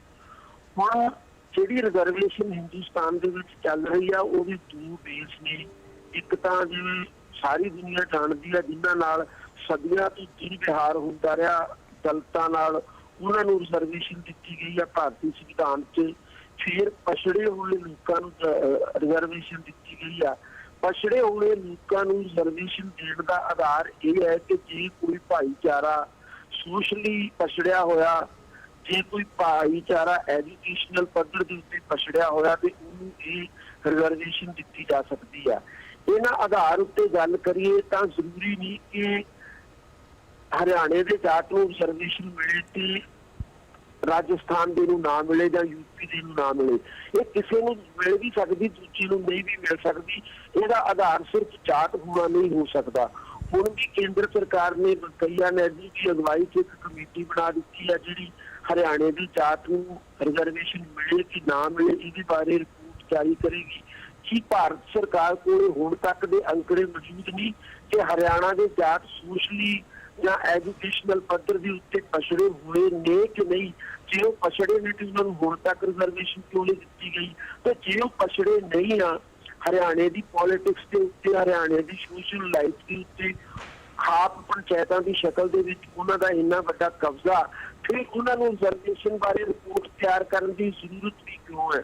ਖਾਪ ਪੰਚਾਇਤਾਂ ਬਾਰੇ ਜਦੋਂ ਹਰਿਆਣਾ ਦੇ ਮੁੱਖ ਮੰਤਰੀ ਪਿਛਲੇ ਕੁਝ ਦਿਨਾਂ 'ਚ ਕਹਿੰਦੇ ਆ ਰਹੇ ਨੇ ਕਿ ਉਹਨਾਂ ਦਾ ਬੜਾ ਵੱਡਾ ਯੋਗਦਾਨ ਹੈ ਹਰਿਆਣਾ ਦੇ ਕਲਚਰ ਦੇ ਵਿੱਚ, ਹਰਿਆਣਾ ਦੇ ਸਮਾਜ ਦੇ ਵਿੱਚ, ਤੇ ਫਿਰ ਤੁਸੀਂ ਇਹ ਵੀ ਮੰਗ ਕਰੋ ਕਿ ਮੁੜ ਕੇ ਜਾਟ ਅੰਦੋਲਨ ਨਾ ਕਰਨ। ਜੇ ਉਹਨਾਂ ਦੀਆਂ ਖਾਪ ਪੰਚਾਇਤਾਂ ਨੂੰ ਤੁਸੀਂ ਸਪੋਰਟ ਕਰੋਗੇ ਤੇ ਉਹ ਹੋਰ ਕਿਸੇ ਮੁੱਦੇ ਉੱਤੇ ਵੀ ਉੱਠ ਕੇ ਸਾਹਮਣੇ ਆਉਣਗੇ। ਅਸਲ ਮੁੱਦਾ ਇਹ ਹੈ ਕਿ ਕੀ ਸੱਚਮੁੱਚ ਹਰਿਆਣੇ ਦੀ ਜਾਤ ਨੂੰ ਰਿਜ਼ਰਵੇਸ਼ਨ ਚਾਹੀਦੀ ਹੈ ਕਿ ਨਹੀਂ? ਇਹਦੇ ਲਈ ਸਰਕਾਰ ਨੂੰ ਦਲੇਰੀ ਨਾਲ ਸਾਹਮਣੇ ਆਉਣਾ ਚਾਹੀਦਾ। ਪਰ ਸਰਕਾਰ ਕਰ ਕੀ ਰਹੀ ਹੈ? ਸਾਡੇ ਪ੍ਰਧਾਨ ਮੰਤਰੀ ਇਹ ਕਹਿ ਰਹੇ ਨੇ ਕਿ ਦੇਸ਼ ਦੇ ਵਿੱਚ ਅੰਦੋਲਨ ਇਸ ਕਰਕੇ ਚੱਲ ਰਹੇ ਨੇ ਕਿ ਕੁਝ ਲੋਕਾਂ ਨੂੰ ਇਹ ਗੱਲ ਬਰਦਾਸ਼ਤ ਨਹੀਂ ਆ ਕਿ ਚਾਹ ਵੇਚਣ ਵਾਲਾ ਪ੍ਰਧਾਨ ਮੰਤਰੀ ਬਣ ਜਾਵੇ। ਜੇ ਦੇਸ਼ ਦਾ ਪ੍ਰਧਾਨ ਮੰਤਰੀ ਇੰਨੇ ਬੇਅਰਥ ਕਿਸਮ ਦੇ ਬਿਆਨ ਦੇ ਰਿਹਾ ਹੋਵੇ, ਤੁਸੀਂ ਕਿਵੇਂ ਮੰਨ ਸਕਦੇ ਹੋ ਕਿ ਉਸ ਦੇਸ਼ ਦੇ ਵਿੱਚ ਬੇਕਾਰ ਕਿਸਮ ਦੇ ਤੇ ਹਿੰਸਕ ਕਿਸਮ ਦੇ ਅੰਦੋਲਨਾਂ ਨੂੰ ਰੋਕਿਆ ਜਾ ਸਕਦਾ? ਕਦੇ ਵੀ ਨਹੀਂ ਰੋਕੀ ਜਾ ਸਕਦੀ ਜੇ ਸਰਕਾਰ ਦੀ ਨੀਤੀ ਤੇ ਨੀਅਤ ਸਾਫ਼ ਨਹੀਂ। ਇੱਕ ਕਾਲਰ ਜੁੜ ਚੁੱਕਿਆ, ਮੈਂ ਇੱਥੇ ਕਾਲਰ ਲੈਣਾ ਚਾਹੂੰਗਾ। ਮੈਂ ਆਪਰੇਟਰ ਨੂੰ ਕਹੂੰਗਾ ਕਾਲਰ ਦੀ ਲਾਈਨ ਔਨ ਕਰ ਦੇਣ। ਲਾਸਟ 4 ਨੰਬਰ ਹੈ ਜੀ 7251। ਸਤਿ ਸ਼੍ਰੀ ਅਕਾਲ ਜੀ। ਸਤਿ ਸ਼੍ਰੀ ਅਕਾਲ ਜੀ। ਹੈਲੋ, ਸਤਿ ਸ਼੍ਰੀ ਅਕਾਲ ਜੀ। ਹਾਂਜੀ ਭਾਈ ਸਾਹਿਬ, ਹਰਪ੍ਰੀਤ ਮੇਰਾ ਨਾਮ ਸੁਲੋਚਨ ਸਿੰਘ। ਹਰਪ੍ਰੀਤ ਨਾਲ ਗੱਲ ਹੋ ਜਾਏਗੀ? ਹਾਂਜੀ ਮੈਂ ਬੋਲ ਰਿਹਾ ਸਰ। ਸਟੂਡੀਓ 'ਚ ਨੇ ਕਿ ਬਾਹਰ ਨੇ? ਸਰ ਤੁਸੀਂ ਹੁਣ ਇਹ ਦੱਸੋ, ਤੁਸੀਂ ਕਹਿਣਾ ਚਾਹੁੰਦੇ ਜੋ? ਨਹੀਂ, ਮੈਂ ਤਾਂ ਪਰਸਨਲ ਗੱਲ ਕਰਨੀ ਸੀ ਹਰਪ੍ਰੀਤ ਨਾਲ ਨਾ। ਮੈਂ ਉਹਨੂੰ ਕੋਈ ਡਿਫਰੈਂਟ ਰੋਂਗ ਕਾਲ ਆਈ ਸੀ ਤੇ ਉਹਦੇ ਵਾਸਤੇ ਮਾਫੀ ਚਾਹੁੰਦੇ ਆ। ਜਾਣ ਤੋਂ ਪਹਿਲਾਂ ਜੋ ਅਸੀਂ ਗੱਲ ਕਰ ਰਹੇ ਸੀ, ਜੋ ਇੱਕ ਹੋਰ ਮੁੱਦਾ ਮੈਂ ਡਿਸਕਸ ਕੀਤਾ ਸੀ ਨੌਨ ਜਾਟ ਜਾਂ ਜਾਟ ਵਾਲਾ, ਹਰਿਆਣਾ ਦੇ ਜਾਟਾਂ ਨੂੰ ਕਿਤੇ ਨਾ ਕਿਤੇ ਇਸ ਗੱਲ ਤੋਂ ਕਾਫੀ ਨਾਰਾਜ਼ਗੀ ਆ ਕਿ ਇੱਕ ਨੌਨ ਜਾਟ ਨੂੰ ਸੀਐਮ ਬਣਾਇਆ ਗਿਆ। ਕੀ ਜੇ ਜਾਟ ਸੀਐਮ ਹੁੰਦਾ ਇੰਨਾ ਨੁਕਸਾਨ ਹੋਣ ਤੋਂ ਬਚ ਸਕਦਾ ਸੀ? ਹਰਪ੍ਰੀਤ ਜੀ, ਹਾਂਜੀ ਹਾਂਜੀ ਸਬਦੀਪ ਜੀ। ਹਰਪ੍ਰੀਤ ਜੀ, ਭਾਰਤੀ ਹਾਂਜੀ ਮੈਂ ਤਿੰਨੇ ਪੈਨਲਿਸਟ ਜੋ ਵੀ ਇਹਦਾ ਜਵਾਬ ਦੇਣਾ ਚਾਹੇ ਉਹ ਹੈ। ਕੋਈ ਚੋਣ ਹੋਵੇ, ਇਸ ਕਿਸਮ ਦੀ ਸਮਾਜਿਕ ਵੰਡ ਨੂੰ ਹਰਪ੍ਰੀਤ ਜੀ ਨਾਲ ਜੀ ਮੈਂ ਨਹੀਂ ਸਮਝਦਾ ਕਿ ਇੱਥੇ ਗੱਲ ਜਾਟ ਸੀਐਮ ਜਾਂ ਨੌਨ ਜਾਟ ਸੀਐਮ ਦੀ ਹੈ। ਇੱਥੇ ਗੱਲ ਸਿਰਫ ਤੇ ਸਿਰਫ ਰਿਜ਼ਰਵੇਸ਼ਨ ਦੀ ਹੈਗੀ ਹੈ। ਜਿਹੜੀ ਜਾਟ ਕਾਫੀ ਦੇਰ ਤੋਂ, ਮੈਨੂੰ ਯਾਦ ਹੈ ਹਜੇ ਵੀ ਇਹਨਾਂ ਨੇ ਸ਼ਾਇਦ 2008 ਵਿੱਚ ਇੱਕ ਐਜੀਟੇਸ਼ਨ ਹੋਇਆ ਸੀ, ਉਹ ਵੀ ਥੋੜਾ ਬਹੁਤਾ ਇੰਟਰਗਰੂਪ ਲਈ ਸੀ, ਉਦੋਂ ਜਾਟ ਤੇ ਸੀਐਮ ਸੀਗਾ ਉੱਥੇ। ਗੱਲ ਇੱਥੇ ਜਾਟ ਸੀਐਮ ਜਾਂ ਨੌਨ ਜਾਟ ਸੀਐਮ ਦੀ ਨਹੀਂ ਹੈ। ਗੱਲ ਇੱਥੇ ਹੈ ਕਿ ਕੀ ਸਰਕਾਰਾਂ ਜਾਂ ਕੀ ਜਿਹੜੇ ਜਾਟ ਰਿਜ਼ਰਵੇਸ਼ਨ ਚਾਹੁੰਦੇ ਆ ਉਹਨਾਂ ਨੂੰ ਰਿਜ਼ਰਵੇਸ਼ਨ ਦੀ ਲੋੜ ਵੀ ਹੈਗੀ ਹੈ, ਜਾਂ ਕੀ ਸਰਕਾਰਾਂ ਨੇ ਜਿਹੜਾ 2012 ਸੈਂਸਸ ਕੀਤਾ ਸੀਗਾ ਕੀ ਉਹਦੇ ਵਿੱਚ ਜ਼ਰੂਰਤ ਸਮਝੀ ਕਿ ਜੱਟਾਂ ਨੂੰ ਰਿਜ਼ਰਵੇਸ਼ਨ ਦੀ ਲੋੜ ਹੈਗੀ ਹੈ, ਜਿੱਦਾਂ SCBC ਨੂੰ 1947 ਜਦੋਂ ਭਾਰਤ ਆਜ਼ਾਦ ਹੋਇਆ ਉਦੋਂ ਲੋੜ ਸੀਗੀ। ਇੱਥੇ ਸਾਰੀ ਪੋਲੀਟੀਕਲ ਗੇਮ ਹੈਗੀ ਹੈ। ਜਿਹੜੇ ਜਾਟ ਅੰਦੋਲਨ ਦੇ ਵੱਡੇ ਲੀਡਰ ਹੈ ਉਹ ਹਰਿਆਣਾ ਦੇ ਕਈ ਵੱਡੇ ਅਹੁਦਿਆਂ ਦੇ ਵਿੱਚ ਰਹਿ ਚੁੱਕੇ ਹੈਗੇ ਆ ਪਿਛਲੀਆਂ ਸਰਕਾਰਾਂ ਦੇ ਵਿੱਚ। ਗੱਲ ਅੱਗੇ ਉੱਥੇ ਆਉਂਦੀ ਹੈ ਕਿ ਜਦੋਂ ਤੱਕ ਪੋਲੀਟੀਸ਼ੀਅਨ ਆਪਣੇ ਵੋਟ ਬੈਂਕ ਵਾਲੀ ਗੇਮ ਨਹੀਂ ਛੱਡਣਗੇ ਉਦੋਂ ਤੱਕ ਇਦਾਂ ਦੇ ਅੰਦੋਲਨ ਭਾਰਤ ਦੇ ਵਿੱਚ ਹੁੰਦੇ ਰਹਿਣਗੇ, ਇਦਾਂ ਦੀਆਂ ਪ੍ਰੋਬਲਮਾਂ ਵੱਧਦੀਆਂ ਰਹਿਣਗੀਆਂ, ਇਦਾਂ ਦੀਆਂ ਐਜੀਟੇਸ਼ਨ ਚੱਲਦੀਆਂ ਰਹਿਣਗੀਆਂ। ਭਾਰਤ ਦੀਆਂ ਕਈ ਸਟੇਟਸ ਇਦਾਂ ਹੀ ਸੜਦੀਆਂ ਰਹਿਣਗੀਆਂ। ਅੱਜ ਹਰਿਆਣਾ ਦੀ ਸਿਚੁਏਸ਼ਨ ਇੰਨੀ ਜ਼ਿਆਦਾ ਭਿਆਨਕ ਬਣੀ ਹੋਈ ਹੈ ਤੁਸੀਂ ਸੋਚ ਨਹੀਂ ਸਕਦੇ। ਮੈਂ ਸਟਾਰਟ ਕੀਤਾ ਸੀਗਾ ਨੈਸ਼ਨਲ ਹਾਈਵੇ 1 ਦੀ, ਜੇ ਆਪਾਂ ਗੱਲ ਕਰੀਏ ਕਈ ਢਾਬੇ ਕਈ ਪ੍ਰਾਪਰਟੀਆਂ ਲੋਕੀ ਹਜ਼ਾਰਾਂ ਦੀ ਤਾਦਾਦ ਵਿੱਚ ਫਸੇ ਹੋਏ ਨੇ, ਚਾਹੇ ਉਹ ਪੰਜਾਬ ਹੋਵੇ, ਚਾਹੇ ਉਹ ਜੰਮੂ ਕਸ਼ਮੀਰ ਦਾ ਵੈਸ਼ਨੋ ਦੇਵੀ ਮੰਦਿਰ ਹੋਵੇ, ਚਾਹੇ ਉਹ ਗੋਲਡਨ ਟੈਂਪਲ ਹੋਵੇ, ਚਾਹੇ ਕਈ ਏਦਾਂ ਦੇ NRI ਵੀਰ ਆ ਜਿਹਨਾਂ ਦੀਆਂ ਫਲਾਈਟਾਂ ਜਾਣੀਆਂ ਸੀਗੀਆਂ ਉਹ ਵਿਚਾਰੇ ਹਜੇ ਪੰਜਾਬ ਵਿੱਚ ਫਸੇ ਪਏ ਨੇ। ਕਈ 3-4 ਮੇਰੇ ਦੋਸਤ ਕਿਤੇ ਬਾਹਰ ਗਏ ਹੋਏ ਸੀਗੇ, ਉਹ ਦਿੱਲੀ ਤੋਂ ਇੱਥੇ ਘਰ ਨਹੀਂ ਆ ਪਾ ਰਹੇ, ਪੈਸੇ ਵੀ ਜੇਬ 'ਚ ਉਹਨੇ ਸੀ। ਏਦਾਂ ਦੀਆਂ ਅਨੇਕਾਂ ਐਗਜ਼ਾਮਪਲਸ ਮਿਲਣਗੀਆਂ ਕਿ ਇਹ ਦੇਸ਼ ਏਦਾਂ ਤਰੱਕੀ ਕਰੇਗਾ। ਇੱਕ ਰਿਜ਼ਰਵੇਸ਼ਨ ਲੈਣ ਨੂੰ ਜੇ ਆਪਾਂ ਇੰਨਾ ਮਾੜਾ ਹਾਲ ਕਰ ਦੇਵਾਂਗੇ, ਮੈਂ ਇੱਥੇ ਦੋਨਾਂ ਨੂੰ ਗਲਤ ਸਮਝਦਾ ਵਾਂ, ਸਰਕਾਰਾਂ ਨੂੰ ਵੀ ਤੇ ਜਿਹੜੇ ਜਾਟ ਅੰਦੋਲਨ ਕਰਦੇ ਪਏ ਆ ਉਹਨਾਂ ਨੂੰ ਵੀ। ਤੇ ਤੁਹਾਡੀ ਗੱਲ ਇੱਥੇ ਗੱਲ ਫਿਰ ਮੈਂ ਕਹਾਂਗਾ, ਚਾਹੇ ਜਾਟ CM ਹੁੰਦਾ ਚਾਹੇ ਨੌਨ ਜਾਟ CM ਹੁੰਦਾ, ਅੱਜ BJP ਸਰਕਾਰ ਦੇ ਵਿੱਚ ਕਈ ਏਦਾਂ ਦੇ ਕੈਬਨਿਟ ਮਿਨਿਸਟਰ ਨੇ ਜਿਹੜੇ ਜਾਟ ਨੇ, ਪਰ ਉਹ ਵੀ ਕਿਤੇ ਨਾ ਕਿਤੇ ਕੁਝ ਹੱਲ ਨਹੀਂ ਇਹਦਾ ਕੱਢ ਸਕੇ। ਹੱਲ ਇਹਦਾ ਉਦੋਂ ਹੀ ਨਿਕਲੇਗਾ ਜਦੋਂ ਪੋਲੀਟੀਸ਼ੀਅਨ ਆਪਣੀ ਪੋਲੀਟੀਕਲ ਮਾਈਲੇਜ ਛੱਡਣਗੇ, ਆਪਣੀ ਪੋਲੀਟੀਕਲ ਵੋਟ ਬੈਂਕ ਨੂੰ ਛੱਡਣਗੇ ਤੇ ਇੰਡੀਆ ਨੂੰ ਪਹਿਲ ਦੇਣਗੇ।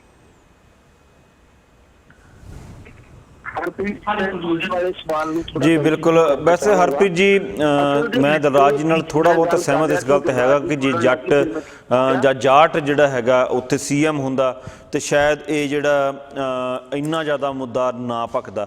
ਪਰ ਜਦੋਂ ਵੀ ਇਹੋ ਜਿਹੇ ਐਜੀਟੇਸ਼ਨ ਹੁੰਦੇ ਨੇ ਇਹ ਪੋਲੀਟੀਕਲੀ ਮੋਟੀਵੇਟਡ ਹੁੰਦੇ ਆ ਜਦੋਂ, ਤੇ ਉਦੋਂ ਕੋਈ ਫਰਕ ਵੀ ਨਹੀਂ ਪੈਂਦਾ ਹੈਗਾ ਕਿ ਕੋਈ ਜਾਟ ਹੈਗਾ ਜਾਂ ਕਿਸੇ ਹੋਰ ਕਾਸਟ ਦਾ ਹੈਗਾ। ਹਾਂ ਇਹ ਜ਼ਰੂਰ ਹੈ ਇਸ ਵੇਲੇ ਕਿ ਇਹ ਵੀ ਇੱਕ ਆਪਾਂ ਪੁਆਇੰਟ ਜਿਹੜਾ ਹੈਗਾ ਡਿਸਕਸ ਕਰ ਸਕਦੇ ਹਾਂ ਕਿ ਜਾਟ ਨੌਨ ਜਾਟ ਦਾ CM ਹੋਣਾ ਹਰਿਆਣੇ ਦੇ ਵਿੱਚ ਕਿੰਨਾ ਇਫੈਕਟ ਕਰਦਾ। ਪਰ ਜਿਹੜਾ ਇਹ ਮੁੱਦਾ ਹੈਗਾ ਜਾਟ ਨੂੰ ਰਿਜ਼ਰਵੇਸ਼ਨ ਦਾ ਮੁੱਦਾ, ਇਹ ਜਿਹੜਾ ਮੁੱਦਾ ਇਹ ਬੇਸਿਕਲੀ ਤੇ ਸਾਰੇ ਦਾ ਸਾਰਾ ਵੋਟ ਦੀ ਜਿਹੜੀ ਰਾਜਨੀਤੀ ਹੈ ਉਹਦੇ ਨਾਲ ਹੀ ਸੰਬੰਧਿਤ ਹੈ। ਇਹਦਾ ਕਿਸੇ ਮੇਰੇ ਖਿਆਲ ਨਾਲ ਤਾਂ ਜਿਹੜੇ ਲੋਕ ਇਸ ਐਜੀਟੇਸ਼ਨ ਨੂੰ ਲੈ ਕੇ ਅੱਗੇ ਚੱਲ ਰਹੇ ਨੇ ਉਹਨਾਂ ਦਾ ਵੀ ਕੋਈ ਬਹੁਤਾ ਜਾਟਾਂ ਦਾ ਭਲਾ ਕਰਨ ਦਾ ਮੰਤਵ ਨਹੀਂ ਹੈਗਾ। ਉਹ ਸਿਰਫ ਤੇ ਸਿਰਫ ਇਹਦੇ ਉੱਪਰ ਰਾਜਨੀਤੀ ਕਰਨਾ ਚਾਹੁੰਦੇ ਸੀ।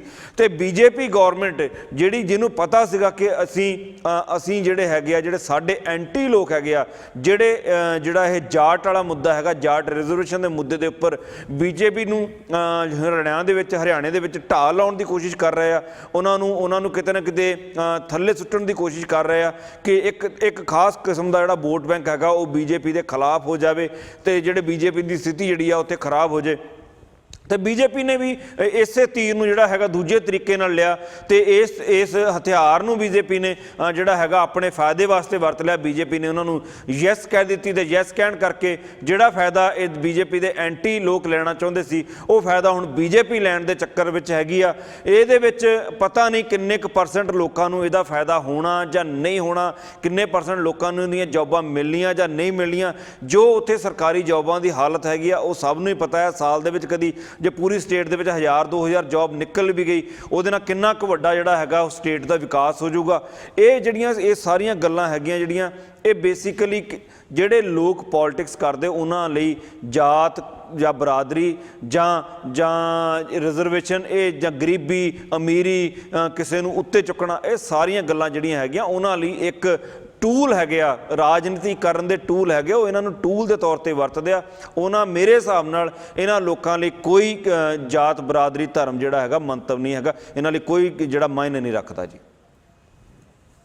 ਪਰ ਇੱਥੇ ਕੁਐਸਚਨ ਜੇ ਅਸੀਂ ਰਿਜ਼ਰਵੇਸ਼ਨ ਦੀ ਗੱਲ ਕਰੀਏ 2016 ਚ ਆ ਕੇ ਅੱਜ ਦੀ ਡੇਟ ਵਿੱਚ ਜਿੱਥੇ ਟੈਕਨੋਲੋਜੀ ਦਾ ਯੁੱਗ ਆ, IT ਦਾ ਯੁੱਗ ਆ, ਭਾਰਤ ਦੇ ਪ੍ਰਧਾਨ ਮੰਤਰੀ ਵੀ ਮੇਕ ਇਨ ਇੰਡੀਆ ਜਾਂ ਹੋਰ ਬੜੀਆਂ ਨਵੀਆਂ ਗੱਲਾਂ ਕਰਦੇ ਨੇ, ਉੱਥੇ ਰਿਜ਼ਰਵੇਸ਼ਨ ਦੀ ਪ੍ਰੋਬਲਮ ਫੇਸ ਕਰਨਾ ਇੰਡੀਆ ਵਿੱਚ ਇਹ ਪੋਲੀਟੀਕਲ ਫੇਲਿਊਰ ਆ ਜਾਂ ਫਿਰ ਇੰਡੀਆ ਨੂੰ ਰੀਅਲੀ ਅੱਜ ਰਿਜ਼ਰਵੇਸ਼ਨ ਦੀ ਲੋੜ ਹੈਗੀ ਹੈ, ਚਾਹੇ ਪਟੇਲ ਬਰਾਦਰੀ ਹੋਵੇ, ਚਾਹੇ ਮੀਨਾ ਬਰਾਦਰੀ ਹੋਵੇ, ਚਾਹੇ ਗੁਜਰ ਬਰਾਦਰੀ ਹੋਵੇ, ਚਾਹੇ ਜੱਟ ਹੋਣ, ਕਿ ਅੱਜ ਰਿਜ਼ਰਵੇਸ਼ਨ ਦੀ ਇਹਨਾਂ ਬਰਾਦਰੀਆਂ ਨੂੰ ਲੋੜ ਹੈਗੀ ਵੀ ਆ ਜਾਂ ਫਿਰ ਕਿਤੇ ਨਾ ਕਿਤੇ ਪੋਲੀਟੀਕਲੀ ਇੰਡੀਆ ਇੱਕ ਡੈਮੇਜ ਰਾਹ ਤੇ ਤੁਰ ਡੈਮੇਜ ਰਾਹ ਤੇ ਜਾਂ ਡੈਮੇਜ ਤਰੀਕੇ ਨਾਲ ਆਪਣੀਆਂ ਮੰਗਾਂ ਮੰਗਵਾਉਣ ਤੇ ਜਾਂ ਗਲਤ ਰਾਹ ਤੇ ਤੁਰ ਪਿਆ ਹੈ। ਹਰਪ੍ਰੀਤ ਜੀ, ਜੇ ਆਪਾਂ ਗੱਲ ਕਰੀਏ ਨਾ ਲੋੜ ਕਿਹਨੂੰ ਆ ਉੱਥੇ ਰਿਜ਼ਰਵੇਸ਼ਨ ਦੀ, ਮੈਂ ਤਾਂ ਪਹਿਲਾਂ ਕਹਿ ਚੁੱਕਾ, ਮੈਂ ਤਾਂ 100% ਕਹਿ ਚੁੱਕਿਆ ਕਿ ਰਿਜ਼ਰਵੇਸ਼ਨ ਖਤਮ ਹੀ ਹੋ ਜਾਣੀ ਚਾਹੀਦੀ ਹੈ। ਸਿਰਫ ਤੇ ਸਿਰਫ ਨਵਾਂ ਸਿਸਟਮ ਆਉਣਾ ਚਾਹੀਦਾ ਜਿਹਦੇ ਵਿੱਚ ਸਾਰਿਆਂ ਨੂੰ ਐਜੂਕੇਸ਼ਨ ਦਾ ਅਧਿਕਾਰ ਹੋਣਾ ਚਾਹੀਦਾ। ਹਾਇਰ ਐਜੂਕੇਸ਼ਨ ਤੱਕ ਇੱਕ ਸਪੋਰਟ ਸਿਸਟਮ ਸਰਕਾਰਾਂ ਦਾ ਚੱਲਣਾ ਚਾਹੀਦਾ। ਜੇ ਕੋਈ ਬੰਦਾ ਉਹ ਨਹੀਂ ਉਹ ਅਫੋਰਡ ਕਰ ਸਕਦਾ, ਉਹਨੂੰ ਪੈਸੇ ਨਾਲ ਨਹੀਂ, ਉਹਨੂੰ ਫ੍ਰੀ ਐਜੂਕੇਸ਼ਨ ਦੇ ਨਾਲ, ਉਹਦੀ ਐਡਮਿਸ਼ਨ ਦੇ ਨਾਲ ਉਹਨੂੰ ਉਸ ਤਰੀਕੇ ਨਾਲ ਬੈਨੀਫਿਟ ਦਿੱਤਾ ਜਾਵੇ, ਨਾ ਕਿ ਇਸ ਕਰਕੇ ਕਿ ਇਹ ਬੰਦਾ ਜਿਹੜਾ ਹੈਗਾ ਇਸ ਬਰਾਦਰੀ ਨੂੰ ਬਿਲੋਂਗ ਕਰਦਾ, ਇਹਨੂੰ ਅਸੀਂ ਜਿਹੜੀ ਹੈਗੀ ਆ ਰਿਜ਼ਰਵੇਸ਼ਨ ਦੇ ਕੇ ਇਹਨੂੰ ਉੱਤੇ ਚੱਕ ਦੇਣਾ। ਪੰਜਾਬ ਵਿੱਚ ਦੇਖ ਲਓ ਤੁਸੀਂ, ਜੇ ਹਰਿਆਣੇ ਦੀ ਗੱਲ ਕਰਦੇ, ਜੇ ਹਰਿਆਣੇ ਅੱਜ ਜਾਟ ਆਏ ਨੇ, ਜਾਟ ਸਭ ਤੋਂ ਅਮੀਰ ਬਿਸ਼ਨੋਈ ਜਾਟ ਤਿਆਗੀ, ਮੇਰਾ ਖਿਆਲ ਹੈ ਹਰਿਆਣੇ ਦੇ ਵਿੱਚ ਇਹ ਸਭ ਤੋਂ ਜਿਹੜੀਆਂ ਪ੍ਰਫੁੱਲਤ ਕਾਸਟਾਂ ਹੈਗੀਆਂ ਉਹਨਾਂ ਵਿੱਚੋਂ ਇੱਕ ਨੇ। ਜੇ ਆਪਾਂ ਬਿਸ਼ਨੋਈ ਤਿਆਗੀ ਜੱਟ ਸਿੱਖ ਤੇ ਜਾਟਾਂ ਨੂੰ ਹਰਿਆਣੇ ਦੇ ਵਿੱਚ ਰਿਜ਼ਰਵੇਸ਼ਨ 'ਚ ਪਾ ਦਿੰਦੇ, ਅਸੀਂ ਉਹਨਾਂ ਨੂੰ ਬੈਕਵਰਡ ਕਲਾਸ ਦੇ ਵਿੱਚ ਗਿਣਨਾ ਚਾਹਾਂਗੇ, ਰਹਿ ਕੌਣ ਗਿਆ? ਜਨਰਲ ਕੈਟਾਗਰੀ ਦੇ ਵਿੱਚ ਰਹਿ ਕੌਣ ਗਿਆ? ਕਿਹਨੂੰ ਤੁਸੀਂ ਛੱਡੋਗੇ? ਰਹਿ ਕੌਣ ਗਿਆ? ਇੱਕ ਖੱਤਰੀ, ਇੱਕ ਬ੍ਰਾਹਮਣ, ਦੋ ਕਾਸਟਾਂ ਨੂੰ ਤੁਸੀਂ ਜਨਰਲ ਕੈਟਾਗਰੀ 'ਚ ਰੱਖਦੇ ਹੋ। ਬਾਕੀ ਆਲਰੇਡੀ ਕੁਲਵੀਰ ਜੀ 29% ਪੋਪੂਲੇਸ਼ਨ ਹੈ ਜਾਟ ਬਰਾਦਰੀ ਦੀ, ਬਾਕੀ ਕਾਫੀ ਜ਼ਿਆਦਾ 70% ਪੋਪੂਲੇਸ਼ਨ 71% ਪੋਪੂਲੇਸ਼ਨ ਦੂਜੇ ਬਰਾਦਰੀਆਂ ਦੀ ਆ। ਬਿਲਕੁਲ, ਉਹਦੇ ਵਿੱਚ ਸ਼ਡਿਊਲ ਕਾਸਟ ਵੀ ਆਉਂਦੇ, ਉਹਦੇ ਵਿੱਚ ਸ਼ਡਿਊਲ ਟ੍ਰਾਈਬਸ ਵੀ ਆਉਂਦੇ ਆ। ਆਲਰੇਡੀ ਜਿਹੜੀਆਂ 37 ਸ਼ਡਿਊਲ ਕਾਸਟ ਦੇ ਵਿੱਚ 37 ਜਿਹੜੀਆਂ, ਜਿਸ ਤਰ੍ਹਾਂ ਆਪਾਂ ਬਿਸ਼ਨੋਈ ਔਰ ਜੱਟ ਦੀ ਗੱਲ ਕਰਦੇ, ਇਸ ਤਰ੍ਹਾਂ 37 ਜਾਤਾਂ ਜਿਹੜੀਆਂ ਹੈਗੀਆਂ ਉਹ ਸ਼ਡਿਊਲ ਕਾਸਟ ਵਿੱਚ ਹੈਗੀਆਂ।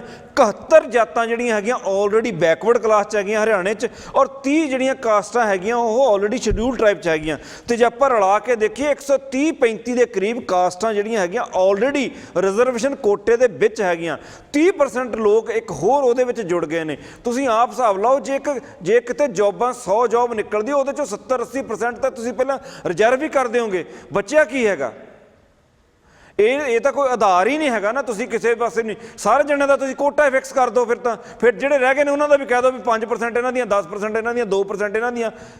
ਫਿਰ ਤਾਂ ਸਾਰੀ ਜਿੰਨੀ ਇੰਡੀਆ ਦੀ ਪਾਪੂਲੇਸ਼ਨ ਹੈਗੀ ਆ ਸਾਰਿਆਂ ਨੂੰ ਕਹਿ ਦਿਓ ਵੀ ਇਹਦੇ ਵਿੱਚ ਇੰਨੇ ਬਾਹਮਣ ਹੈਗੇ ਤੇ ਜਿੰਨੇ ਖੱਤਰੀ ਹੈਗੇ ਤੇ ਜਿੰਨੇ ਸਿੱਖ ਹੈਗੇ, ਇਹਦੇ 'ਚ ਇੰਨੇ ਜੱਟ ਹੈਗੇ ਤੇ ਜਿੰਨੇ ਸ਼ਡਿਊਲ ਕਾਸਟ ਹੈਗੇ ਤੇ ਜਿੰਨੇ ਟ੍ਰਾਈਬ ਹੈਗੇ ਆ, ਵੀ ਜਿੰਨੀ ਪਰਸੈਂਟੇਜ ਉਹਨਾਂ ਦੀ ਪਾਪੂਲੇਸ਼ਨ ਹੈਗੀ ਉਨੀ ਉਹਨਾਂ ਨੂੰ ਰਿਜ਼ਰਵੇਸ਼ਨ ਦੇ ਦਿਓ। ਇਹ ਤਾਂ ਕੋਈ ਸਿਸਟਮ ਨਾ ਹੋਇਆ ਨਾ।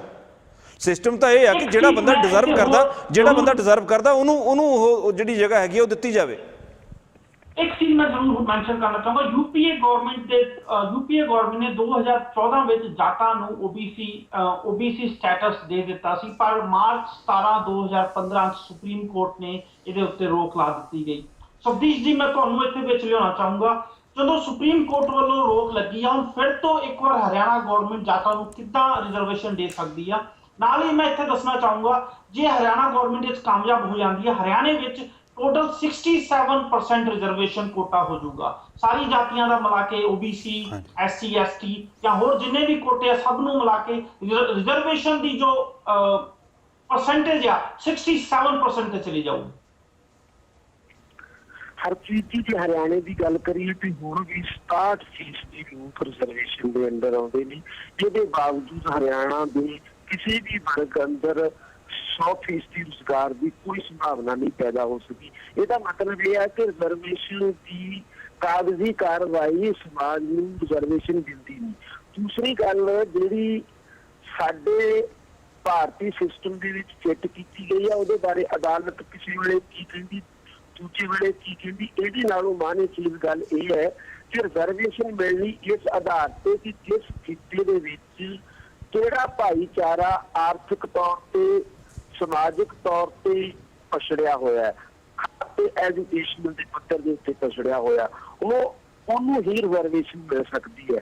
ਜਿਹੜਾ ਭਾਈਚਾਰਾ ਕਿਸੇ ਖਿੱਤੇ ਦੇ ਵਿੱਚ ਪਛੜਿਆ ਹੋਇਆ ਹੈ ਉਹਨੂੰ ਮਿਲੇਗੀ। ਦੂਜੇ ਖਿੱਤੇ ਦੇ ਵਿੱਚ ਉਹੀ ਭਾਈਚਾਰਾ ਜੇ ਤਰੱਕੀ ਕਰ ਚੁੱਕਾ ਵਾ ਤੇ ਉਹਨੂੰ ਉਹ ਰਿਜ਼ਰਵੇਸ਼ਨ ਨਹੀਂ ਮਿਲੇਗੀ।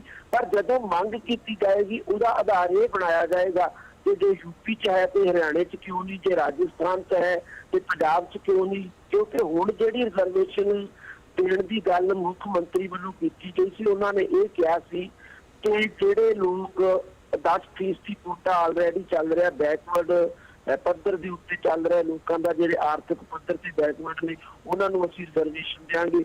ਉਹ ਕੋਟਾ ਵਧਾ ਕੇ ਅਸੀਂ 20% ਕਰ ਦਿਆਂਗੇ। ਤਾਂ ਜਾਤ ਇਸ ਗੱਲ ਤੇ ਔਖੇ ਹੋ ਗਏ ਕਿ ਜਦੋਂ ਤੁਸੀਂ ਆਰਥਿਕ ਆਧਾਰ ਮੰਨੋਗੇ ਉਹਦੇ ਵਿੱਚ ਬਿਸ਼ਨੋਈ ਵੀ ਆਉਣਗੇ ਤੇ ਜੱਟ ਸਿੱਖ ਵੀ ਆਉਣਗੇ ਜਿਹੜੇ ਹਰਿਆਣਾ ਦੇ ਵਾਸੀ ਨੇ। ਪਰ ਅਸੀਂ ਤਾਂ ਸਿਰਫ ਜਾਤ ਲੋਕਾਂ ਦੀ ਰਿਜ਼ਰਵੇਸ਼ਨ ਦੀ ਮੰਗ ਕਰ ਰਹੇ ਹਾਂ। ਅਸੀਂ ਪਛੜੇ ਦੇ ਆਧਾਰ ਦੇ ਉੱਤੇ ਬਿਸ਼ਨੋਈਆਂ ਨੂੰ ਤੇ ਨਾਲ ਹੀ ਸਿੱਖਾਂ ਨੂੰ ਰਿਜ਼ਰਵੇਸ਼ਨ ਚ ਹੋ ਜਾਂਦੀ ਹੈ ਤੇ ਸਾਡੀ ਉਹਦੇ ਨਾਲ ਕੋਈ ਤਸੱਲੀ ਨਹੀਂ। ਪ੍ਰੋਬਲਮ ਅਸਲ ਦੇ ਵਿੱਚ ਇੱਥੇ ਆ ਤੇ ਇਹ ਪ੍ਰੋਬਲਮ ਮੈਂ ਫਿਰ ਰਿਪੀਟ ਕਰਾਂਗਾ, ਸਭ ਨੂੰ ਵਿੱਦਿਆ ਤੇ ਸਭ ਨੂੰ ਰੁਜ਼ਗਾਰ ਦਿੱਤੇ ਬਿਨਾਂ ਨਹੀਂ ਹੱਲ ਹੋਣਾ। ਜੇ ਅਸੀਂ ਸੈਂਟਰ ਵਿੱਚ ਮੋਦੀ ਗਵਰਨਮੈਂਟ ਦੀ ਗੱਲ ਕਰੀਏ, ਸੈਸ਼ਨ ਦੇ ਚਾਰਜ ਲਾਉਣ ਤੋਂ ਮੋਦੀ ਗਵਰਨਮੈਂਟ ਵੀ ਚੈਂਪੀਅਨ ਸਾਬਿਤ ਹੋਈ ਆ। ਕੀ ਮੋਦੀ ਗਵਰਨਮੈਂਟ ਏਦਾਂ ਦਾ ਕੋਈ ਕਾਨੂੰਨ ਬਣਾਏਗੀ ਕਿ ਕੋਈ ਵੀ ਸਮੁਦਾਇ ਦੇ ਲੋਕ ਅੱਗੇ ਤੋਂ ਸਰਕਾਰੀ ਜਾਂ ਪ੍ਰਾਈਵੇਟ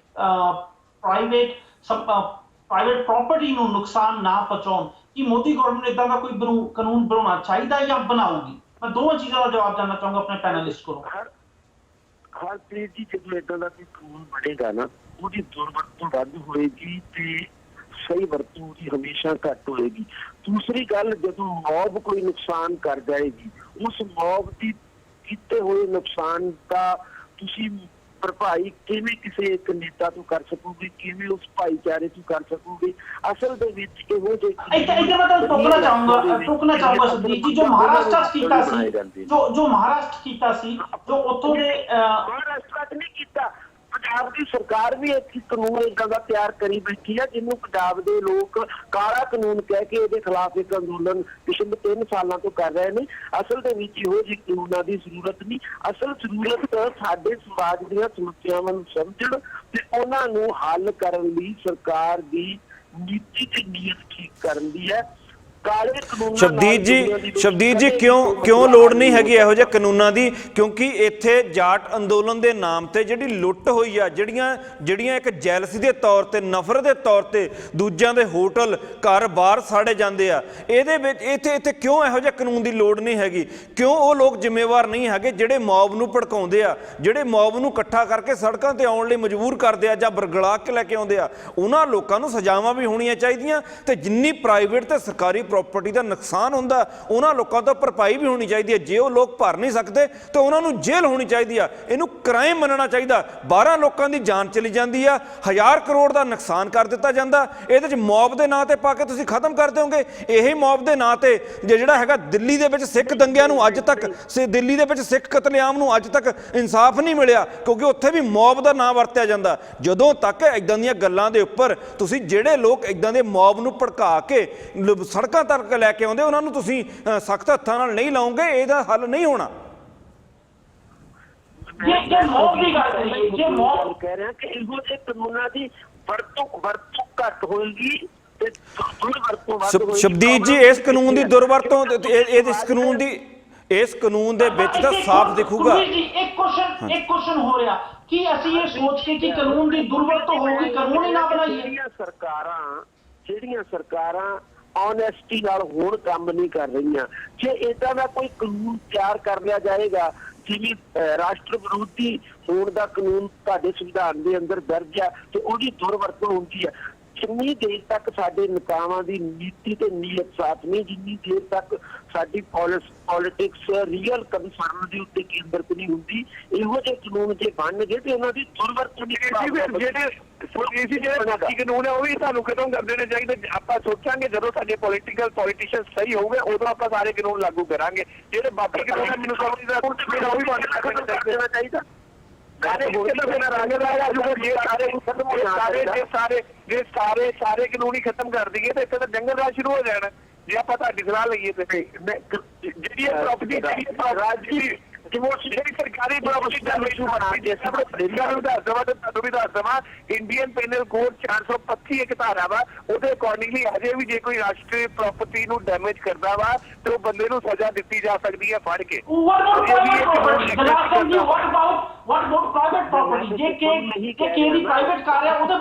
ਸਜ਼ਾ ਮਿਲਣੀ ਕਦੋਂ ਹੈ? ਆਪਾਂ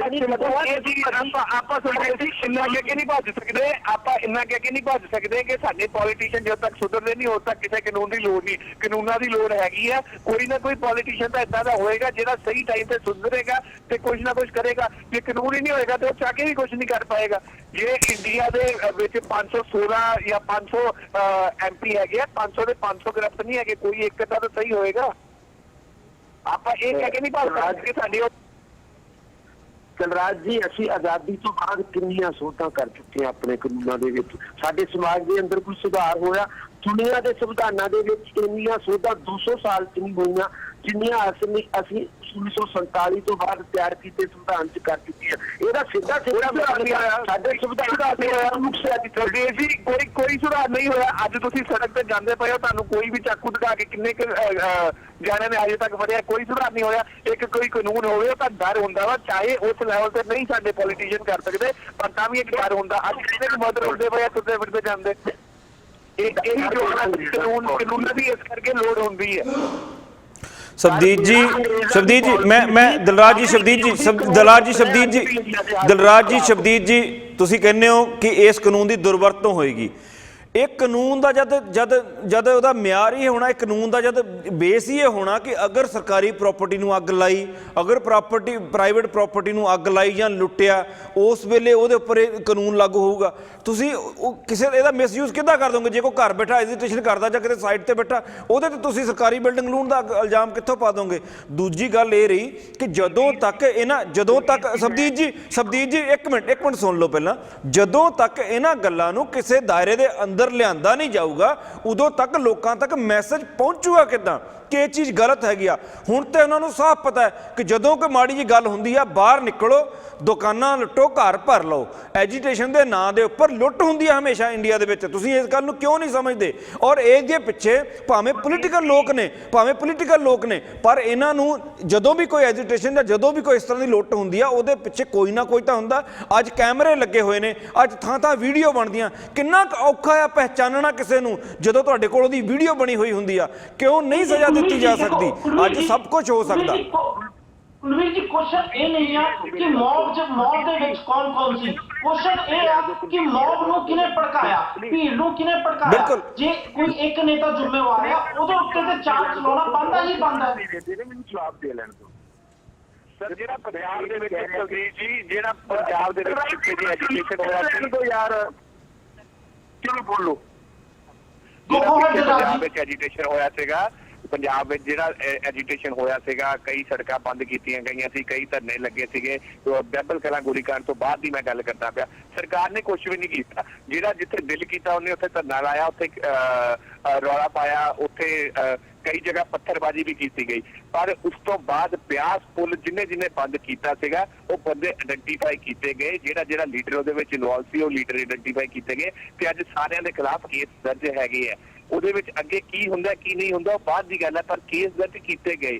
ਏਦਾਂ ਇਸੇ ਕਰਕੇ ਮੈਂ ਕਹਿੰਦਾ, ਜਦੋਂ ਏਦਾਂ ਦੇ 5-7-10 ਕੇਸ ਦਰਜ ਕੀਤੇ ਜਾਣਗੇ, ਜਦੋਂ ਲੋਕੀ ਅੰਦਰ ਜਾਣਗੇ, ਉਦੋਂ ਏਦਾਂ ਦੀਆਂ ਘਟਨਾਵਾਂ ਘਟਣਗੀਆਂ। ਆਪਾਂ ਸਿਰਫ ਇੰਨਾ ਕਹਿ ਕੇ ਕਿ ਜਦੋਂ ਤੱਕ ਸਾਡੇ ਪੋਲੀਟੀਸ਼ੀਅਨ ਸਹੀ ਨਹੀਂ ਹੁੰਦੇ, ਆਪਾਂ ਉਦੋਂ ਤੱਕ ਇਹ ਲਾਅ ਨਹੀਂ, ਕੋਈ ਵੀ ਲਾਅ ਇੱਥੇ ਚੱਲ ਸਕਦਾ। ਆਪਾਂ ਇਹ ਲਾਅ ਪੜਾਵਾਂਗੇ ਨਹੀਂ ਤੇ ਅੱਗੇ ਗੱਡੀ ਚੱਲ ਹੀ ਨਹੀਂ ਸਕਦੀ ਕਦੀ। ਪਲੀਜ਼ ਮੈਨੂੰ ਹੁਣ ਜਵਾਬ ਦਿਓ। ਸਾਰੇ ਸਵਾਲ ਹੁਣ ਮੇਰੇ ਤੇ ਆ ਚੁੱਕੇ ਨੇ। ਮੈਂ ਇਹ ਨਹੀਂ ਕਹਿ ਰਿਹਾ ਕਿ ਹਿੰਸਾ ਹੋਣੀ ਚਾਹੀਦੀ ਹੈ ਜਨਤਕ ਅੰਦੋਲਨਾਂ ਦੇ ਵਿੱਚ, ਮੈਂ ਬਿਲਕੁਲ ਨਹੀਂ ਕਹਿ ਰਿਹਾ। ਮੈਂ ਇਹ ਨਹੀਂ ਕਹਿ ਰਿਹਾ ਕਿ ਅੱਗਜ਼ਨੀ ਹੋਣੀ ਚਾਹੀਦੀ ਹੈ ਜਨਤਕ ਅੰਦੋਲਨਾਂ ਦੇ ਵਿੱਚ। ਮੈਂ ਇਹ ਨਹੀਂ ਕਹਿ ਰਿਹਾ ਕਿ ਜਨਤਾ ਨੂੰ ਪਰੇਸ਼ਾਨ ਕੀਤਾ ਜਾਣਾ ਚਾਹੀਦਾ ਵਾ ਅੰਦੋਲਨਾਂ ਦੇ ਵਿੱਚ। ਜਿਵੇਂ ਜਾਟ ਅੰਦੋਲਨ ਨੇ ਲਗਭਗ ਪੂਰੇ ਉੱਤਰੀ ਭਾਰਤ ਨੂੰ ਜਾਮ ਕਰ ਦਿੱਤਾ, ਜੰਮੂ ਕਸ਼ਮੀਰ ਤੋਂ ਲੈ ਕੇ ਹਿਮਾਚਲ ਤੱਕ ਤੇ ਇੱਥੋਂ ਪੰਜਾਬ ਵੱਲ ਪੂਰੇ ਦੇ ਪੂਰੇ ਇਸ ਏਰੀਏ ਨੂੰ ਜਾਮ ਕਰ ਦਿੱਤਾ। ਲੋਕਾਂ ਨੂੰ ਵੱਡੀ ਪਰੇਸ਼ਾਨੀ ਹੋਈ ਹੈ। ਮੈਂ ਇਹ ਨਹੀਂ ਕਹਿ ਰਿਹਾ ਕਿ ਇਹ ਸਾਰਾ ਕੁਝ ਜਾਇਜ਼ ਹੈ। ਮੈਂ ਸਿਰਫ ਇਹ ਕਹਿ ਰਿਹਾ ਕਿ ਜਦੋਂ ਤੱਕ ਸਮਾਜ ਦੇ ਅੰਦਰ ਤੁਸੀਂ ਪਾਲਿਸੀ ਗਲਤ ਬਣਾਈ ਰੱਖੋਗੇ, ਉਦੋਂ ਤੱਕ ਗਲਤ ਕਿਸਮ ਦੇ ਅੰਦੋਲਨ ਉੱਠਦੇ ਰਹਿਣਗੇ। ਤੁਸੀਂ ਕਹਿੰਦੇ ਸਖਤ ਕਾਨੂੰਨਾਂ ਨਾਲ ਦਬਾ ਲੈਣਾ, ਸਖਤ ਕਾਨੂੰਨ ਬਣਾ ਕੇ ਦਬਾ ਲੈਣਾ ਅੰਗਰੇਜ਼ਾਂ ਦੀ ਪਾਲਿਸੀ ਸੀ, ਜਿਹਨੂੰ ਹਿੰਦੁਸਤਾਨ ਦੀਆਂ ਆਜ਼ਾਦ ਸਰਕਾਰਾਂ ਨੇ ਕੰਟੀਨਿਊ ਲਾਗੂ ਕੀਤਾ।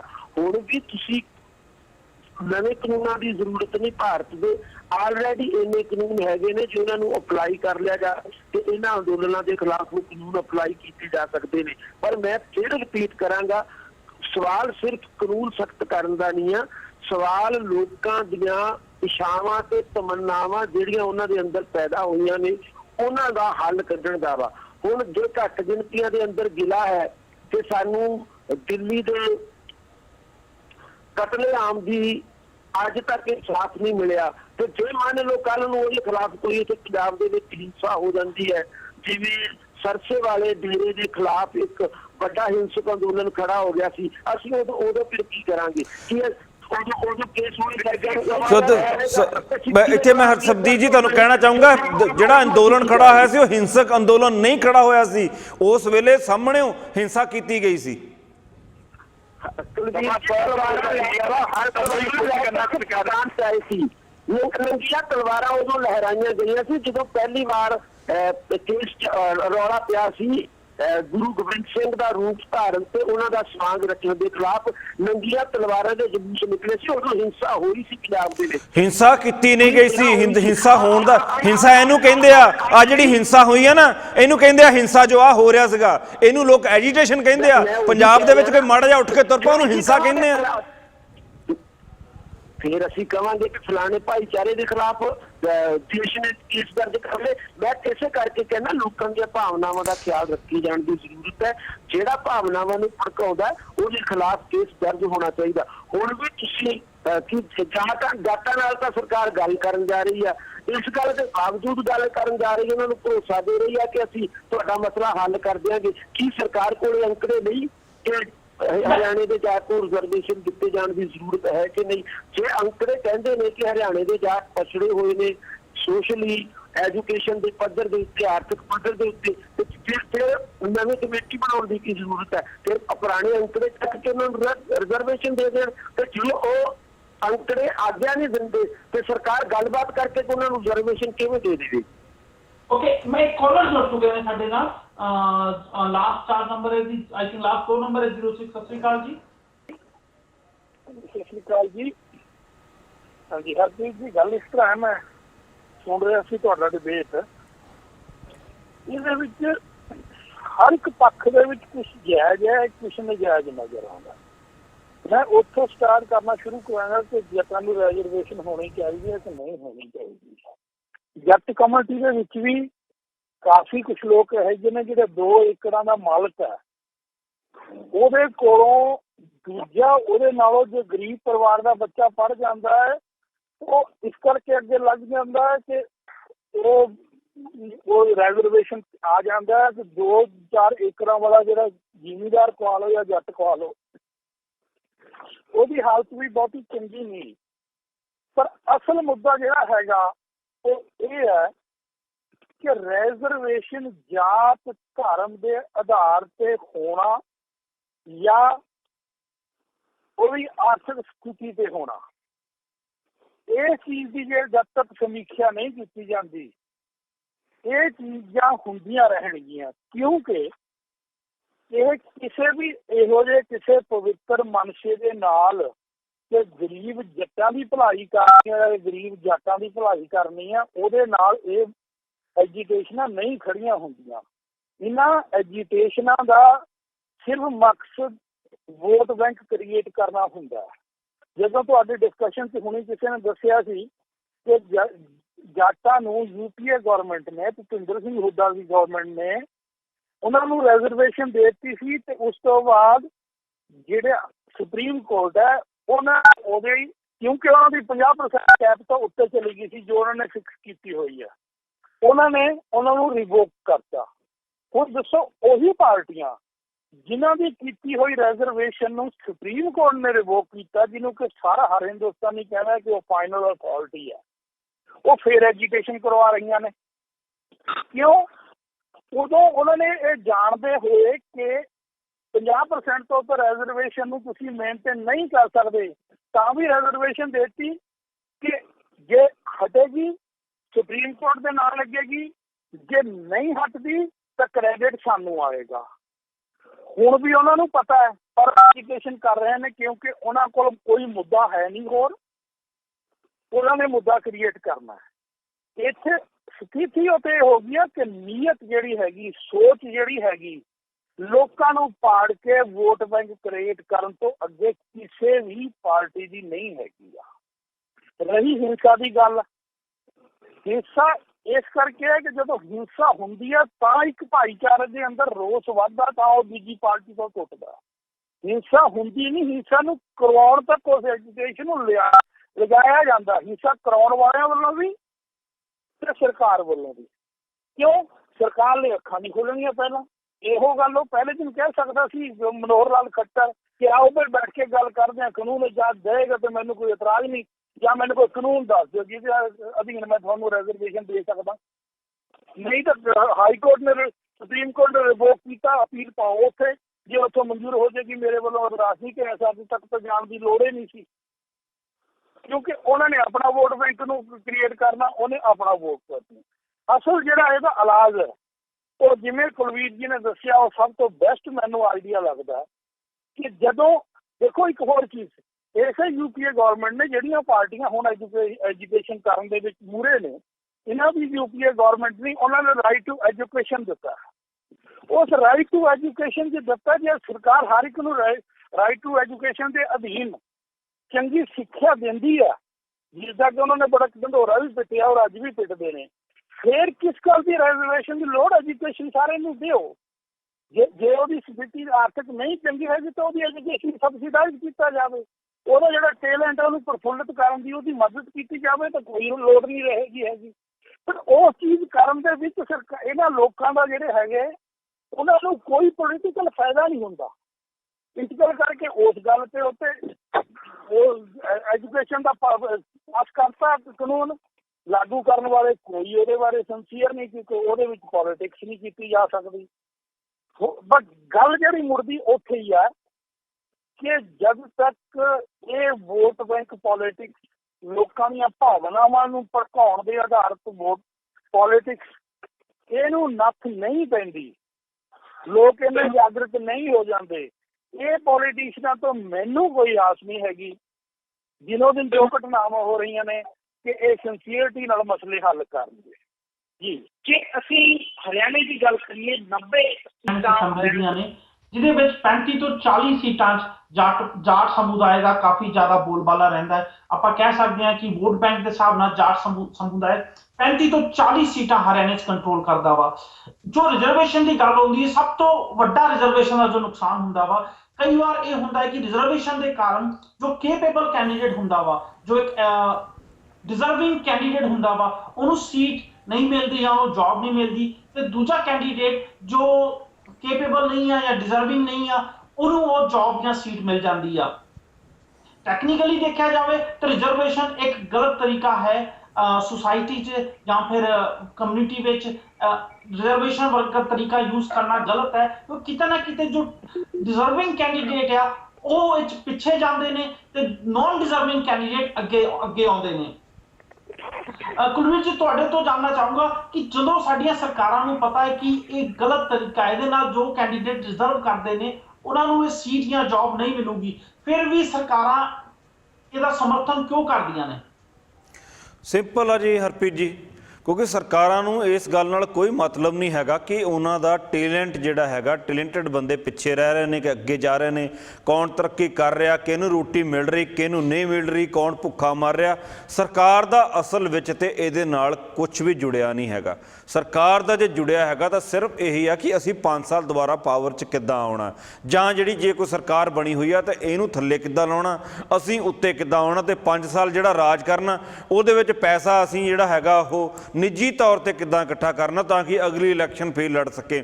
ਇਹ ਲੜਾਈ ਸਿਰਫ ਤੇ ਸਿਰਫ ਪਾਵਰ ਵਿੱਚ ਰਹਿਣ ਦੀ ਆ। ਪਾਵਰ ਵਿੱਚ ਰਹਿੰਦਿਆਂ ਹੋਇਆਂ ਜਿਹੜੇ ਉਹਨਾਂ ਦੇ ਸਮਰਥਕ ਲੋਕ, ਵੱਡੇ ਲੋਕ ਹੈਗੇ ਆ, ਘਰਾਣੇ, ਬਿਜ਼ਨਸਮੈਨ ਘਰਾਣੇ ਹੈਗੇ ਆ, ਉਹਨਾਂ ਨੂੰ ਸਪੋਰਟ ਕਰਨ ਦੀ ਮੈਂ ਇਹਦੀ ਇੱਕ ਐਗਜ਼ਾਮਪਲ ਦਿੰਦਾ ਜੀ। ਜੇ ਉਹ ਵਾਕਿਆ ਹੀ ਜ਼ਿਮੀਂਦਾਰਾਂ ਦਾ ਜਾਂ ਗਰੀਬ ਲੋਕਾਂ ਦਾ ਜਾਂ ਜਿਹੜੇ ਲੋਕ ਪਛੜੇ ਹੋਏ ਨੇ ਉਹਨਾਂ ਦਾ ਭਲਾ ਕਰਨਾ ਚਾਹਣ ਤੇ ਉਹਨਾਂ ਨੂੰ ਉਹ ਗਰੰਟਾਂ ਦੇਣ, ਉਹਨਾਂ ਨੂੰ ਫੰਡਸ ਦੇਣ, ਉਹਨਾਂ ਨੂੰ ਬਿਜ਼ਨਸ ਕਰਵਾ ਕੇ ਦੇਣ, ਉਹਨਾਂ ਨੂੰ ਇਸ ਕੈਪੇਬਲ ਕਰਨ, ਇੰਨਾ ਕੈਪੇਬਲ ਕਰਨ ਕਿ ਉਹ ਕੋਈ ਕੰਮ ਉੱਠ ਕੇ ਕੰਮ ਕਰ ਸਕਣ, ਉਹਨਾਂ ਨੂੰ ਸਕਿੱਲ ਡਿਵੈਲਪਮੈਂਟ ਕਰਕੇ ਦੇਣ, ਉਹਨਾਂ ਨੂੰ ਕੋਈ ਨਾ ਕੋਈ ਕੰਮ ਕਿੱਤਾ ਸਿਖਾਇਆ ਜਾਵੇ ਫ੍ਰੀ ਆਫ ਕਾਸਟ। ਪਰ ਨਹੀਂ, ਉਹਨਾਂ ਨੂੰ ਨਾ ਤੇ ਕਿਸੇ ਤਰੀਕੇ ਦਾ ਇੱਦਾਂ ਦਾ ਕੁਝ ਵੀ ਦੇਣਾ। ਇੱਕ ਰਿਜ਼ਰਵੇਸ਼ਨ ਨਾਮ ਦਾ ਲੋਲੀਪੌਪ ਜਿਹੜਾ ਬਣਾ ਕੇ ਉਹ ਸਾਡੇ ਲਮਕਾਈ ਰੱਖਦੇ ਨੇ, ਲੋਕ ਉਹਨੂੰ ਦੇਖੀ ਜਾਂਦੇ ਨੇ ਕਿ ਸਾਨੂੰ ਰਿਜ਼ਰਵੇਸ਼ਨ ਹੈਗੀ ਆ, ਪਰ ਰਿਜ਼ਰਵੇਸ਼ਨ ਜਿਹੜੀ ਹੈਗੀ ਆ ਉਹ ਭਾਵੇਂ ਕਿ ਜਿਹੜੀਆਂ ਹੈਗੀਆਂ ਬਾਕੀ ਸਾਰੀਆਂ ਕਮਿਊਨਿਟੀਆਂ ਨੂੰ ਨੁਕਸਾਨ ਦੇ ਰਹੀ ਹੁੰਦੀ ਆ, ਪਰ ਉਧਰ ਉਹ ਨਹੀਂ ਦੇਖਦੇ। ਜੇ ਮੈਂ ਗੱਲ ਕਰਾਂ ਭਲਾਈ ਦੀ, ਜੇ ਲੋਕਾਂ ਦੀ ਭਲਾਈ ਕਰਨੀ ਹੋਵੇ ਤਾਂ ਇਹ ਲੋਕਾਂ ਦੇ ਪੈਸਾ ਇਨਵੈਸਟ ਜਾਂ ਜਿਹੜੇ ਫੰਡਸ ਹੈਗੇ ਲੋਕਾਂ ਦੀ ਭਲਾਈ ਵਾਸਤੇ ਕਿਸੇ ਹੋਰ ਤਰੀਕੇ ਨਾਲ ਲਾਉਣ। ਅੱਜ ਦੀ ਡੇਟ ਦੇ ਵਿੱਚ ਜੇ ਆਪਾਂ ਵੱਡੇ ਘਰਾਣੇ ਦੇਖੀਏ ਇੰਡੀਆ ਦੇ ਵਿੱਚ, ਚਾਹੇ ਉਹ ਆਪਣੇ ਰਿਲਾਇੰਸ ਵਾਲੇ ਹੋਣ, ਚਾਹੇ ਕਿੰਗਫਿਸ਼ਰ ਵਾਲੇ ਹੋਣ, ਚਾਹੇ ਜਿੰਨੇ ਵੀ ਵੱਡੇ ਉੱਥੇ ਘਰਾਣੇ ਹੈਗੇ ਆ, ਅਡਾਣੀ ਹੋਣ ਜਾਂ ਖਤਾਣੀ ਹੋਣ, ਉਹਨਾਂ ਸਾਰਿਆਂ ਦੇ ਹਜ਼ਾਰਾਂ ਕਰੋੜਾਂ ਦੇ ਜਿਹੜੇ ਲੋਨ ਮਾਫ ਕੀਤੇ ਜਾਂਦੇ ਆ। ਕਿਸੇ ਦਾ 1000 ਕਰੋੜ ਦਾ ਲੋਨ ਮਾਫ ਹੋ ਗਿਆ, ਕਿਸੇ ਦਾ 1200 ਕਰੋੜ ਦਾ ਲੋਨ ਮਾਫ ਹੋ ਗਿਆ, ਕਿਸੇ ਦਾ 300 ਕਰੋੜ ਦਾ ਲੋਨ ਮਾਫ ਹੋ ਗਿਆ, ਤੇ ਜ਼ਿਮੀਂਦਾਰਾਂ ਦਾ ਕੋਈ 100-200 ਕਰੋੜ ਦਾ ਲੋਨ ਹੁੰਦਾ ਸਟੇਟ ਵਾਈਜ਼, ਉਹ ਮਾਫ ਨਹੀਂ ਕੀਤਾ ਜਾਂਦਾ। ਸਰਕਾਰ ਭਲਾਈ ਜੇ ਚਾਹੁੰਦੀ ਹੋਵੇ ਤਾਂ ਸਹੀ ਪਾਸੇ ਨੂੰ ਤੁਰੇ ਨਾ। ਸਰਕਾਰ ਭਲਾਈ ਨਹੀਂ ਚਾਹੁੰਦੀ, ਸਰਕਾਰ ਸਿਰਫ ਇਹ ਚਾਹੁੰਦੀ ਆ ਕਿ ਲੋਕ ਆਪਸ ਦੇ ਵਿੱਚ ਵੰਡੇ ਰਹਿਣ। ਜਿਹੜਾ ਗਰੀਬ ਆ ਉਹ ਗਰੀਬ ਹੀ ਰਵੇ, ਜਿਹੜਾ ਅਨਪੜ੍ਹ ਆ ਉਹ ਅਨਪੜ੍ਹ ਹੀ ਰਵੇ, ਉਹ ਅਵੇਅਰ ਨਾ ਹੋ ਸਕੇ, ਉਹ ਐਜੂਕੇਟ ਨਾ ਹੋ ਸਕੇ। ਸਿਰਫ ਇੱਕ ਰਿਜ਼ਰਵੇਸ਼ਨ ਜਿਹੜਾ ਹੈਗਾ, ਇਹ ਜਿੰਨੇ ਵੀ ਟੂਲ ਉਹ ਆਪਣੀ ਰਾਜਨੀਤਿਕ ਲਾਹਾ ਲੈਣ ਲਈ ਵਰਤਦੇ ਆ, ਉਹਨਾਂ ਦੇ ਵਿੱਚ ਰਿਜ਼ਰਵੇਸ਼ਨ ਨੂੰ ਇੱਕ ਹੋਰ ਰਾਜਨੀਤਿਕ ਟੂਲ ਦੇ ਤੌਰ ਤੇ ਵਰਤਦੇ ਆ, ਵੋਟਾਂ ਇਕੱਠੀਆਂ ਕਰਨ ਦੇ ਟੂਲ ਦੇ ਤੌਰ ਤੇ ਵਰਤਦੇ ਆ। ਅਦਰਵਾਈਜ਼ ਉਹਨਾਂ ਦੀ ਕੋਈ ਦਿਲੀ ਮਨਸ਼ਾ ਨਹੀਂ ਹੈਗੀ ਕਿ ਲੋਕਾਂ ਨੂੰ ਤਰੱਕੀ ਦੇ ਰਾਹ ਤੇ ਲਿਆਂਦਾ ਜਾਵੇ, ਉਹਨਾਂ ਨੂੰ ਐਜੂਕੇਟ ਕੀਤਾ ਜਾਵੇ, ਉਹਨਾਂ ਨੂੰ ਬਰਾਬਰੀ ਤੇ ਐਕਚੁਅਲ ਬਰਾਬਰੀ ਦੇ ਉੱਪਰ ਲਿਆਂਦਾ ਜਾਵੇ। ਉਹਨਾਂ ਦੀ ਕੋਈ ਮਨਸ਼ਾ ਨਹੀਂ ਹੈਗੀ। ਇਹ ਸਿਰਫ ਤੇ ਸਿਰਫ ਆਪਣੀ ਰਾਜਨੀਤੀ ਦੀਆਂ ਰੋਟੀਆਂ ਸਿੱਕਣ ਵਾਸਤੇ ਹੀ ਇਦਾਂ ਦੀਆਂ ਚੀਜ਼ਾਂ ਜਿਹੜੀਆਂ ਕਰਦੇ ਆ ਜੀ। ਮੈਂ ਇੱਥੇ ਨਾਲ ਹੀ ਮੈਂ ਇੱਥੇ ਦਿਲਰਾਜ ਜੀ ਤੇ ਸਬਦੀਪ ਜੀ ਨੂੰ ਵੀ ਜ਼ਰੂਰ ਕਹੂੰਗਾ ਕਿ ਉਹ ਇਸ ਗੱਲ ਤੇ ਜ਼ਰੂਰ ਕਮੈਂਟ ਕਰਨ ਕਿ ਜਦੋਂ ਰਿਜ਼ਰਵੇਸ਼ਨ ਨਾਲ ਟੈਲੈਂਟਡ ਕੈਂਡੀਡੇਟ ਜਾਂ ਡਿਜ਼ਰਵਿੰਗ ਕੈਂਡੀਡੇਟ ਨੂੰ ਸੀਟ ਜਾਂ ਜੌਬ ਨਹੀਂ ਮਿਲਦੀ ਤੇ ਇਹਦਾ ਬੈਨੀਫਿਟ ਜਾਂ ਇਹਨੂੰ ਸਰਕਾਰਾਂ ਬੜਾਵਾ ਕਿਉਂ ਦਿੰਦੀਆਂ? ਕਿਉਂ ਨਹੀਂ ਲਾਅ ਵਿੱਚ ਇਦਾਂ ਦੀ ਚੀਜ਼ ਇੰਟਰੋਡਿਊਸ ਕਰਦੀਆਂ ਜਿਹਦੇ ਨਾਲ ਰਿਜ਼ਰਵੇਸ਼ਨ ਆਉਣ ਵਾਲੇ ਟਾਈਮਸ ਖਤਮ ਹੋ ਜਾਏ? ਹਰਪ੍ਰੀਤ ਜੀ, ਦਿਲਰਾਜ ਜੀ ਕੋ ਹੈ। ਕੁਲਵੀਰ ਜੀ ਨੇ ਬਹੁਤ ਵਧੀਆ ਗੱਲ ਕੀਤੀ ਹਰਪ੍ਰੀਤ ਜੀ ਕਿ ਇਹ ਸਾਰਾ ਦਾ ਸਾਰਾ ਪੋਲੀਟੀਕਲ ਗੇਮ ਹੈ। ਸਿਰਫ ਆਪਣੀਆਂ ਵੋਟਾਂ ਦਾ ਤੇ ਆਪਣੇ ਪੈਸਾ ਇਕੱਠੇ ਕਰਨ ਦੇ ਪਿੱਛੇ ਸਰਕਾਰ, ਚਾਹੇ ਕੋਈ ਸਰਕਾਰ ਹੋਵੇ, ਮੈਂ ਕੋਈ ਸਪੈਸੀਫਿਕਲੀ ਬੀਜੇਪੀ ਦੀ ਗੱਲ ਨਹੀਂ ਕਰ ਰਿਹਾ, ਮੈਂ ਕਾਂਗਰਸ ਦੀ ਗੱਲ ਨਹੀਂ ਕਰ ਰਿਹਾ, ਮੈਂ ਅਕਾਲੀ ਦਲ ਨਹੀਂ ਕਰ ਰਿਹਾ, ਮੈਂ ਹਰਿਆਣਾ ਦੀ ਹੁੱਡਾ ਸਰਕਾਰ ਦੀ ਗੱਲ ਨਹੀਂ ਕਰ ਰਿਹਾ, ਚਾਹੇ ਕੋਈ ਵੀ ਸਰਕਾਰ ਹੋਵੇ, ਸਿਰਫ ਤੇ ਸਿਰਫ ਉਹਨਾਂ ਦੀ ਇੱਕ ਹੀ ਮਨਸ਼ਾ ਹੈਗੀ ਹੈ ਕਿ ਕਿੱਦਾਂ ਵੋਟ ਬੈਂਕ ਆਪਣੇ ਵੱਲ ਕੀਤਾ ਜਾਵੇ ਤੇ ਕਿੱਦਾਂ ਪੈਸਾ ਇਕੱਠਾ ਕੀਤਾ ਜਾਵੇ ਕਿ ਅਗਲੇ ਵਾਰ ਫਿਰ ਇਲੈਕਸ਼ਨ ਲੜੀ ਜਾ ਸਕੇ। ਇਹ ਸਾਰੀ ਗੇਮ ਜਿੰਨੀ ਰਿਜ਼ਰਵੇਸ਼ਨ ਦੀ, ਵੋਟ ਬੈਂਕ ਦੀ ਹੈਗੀ ਹੈ।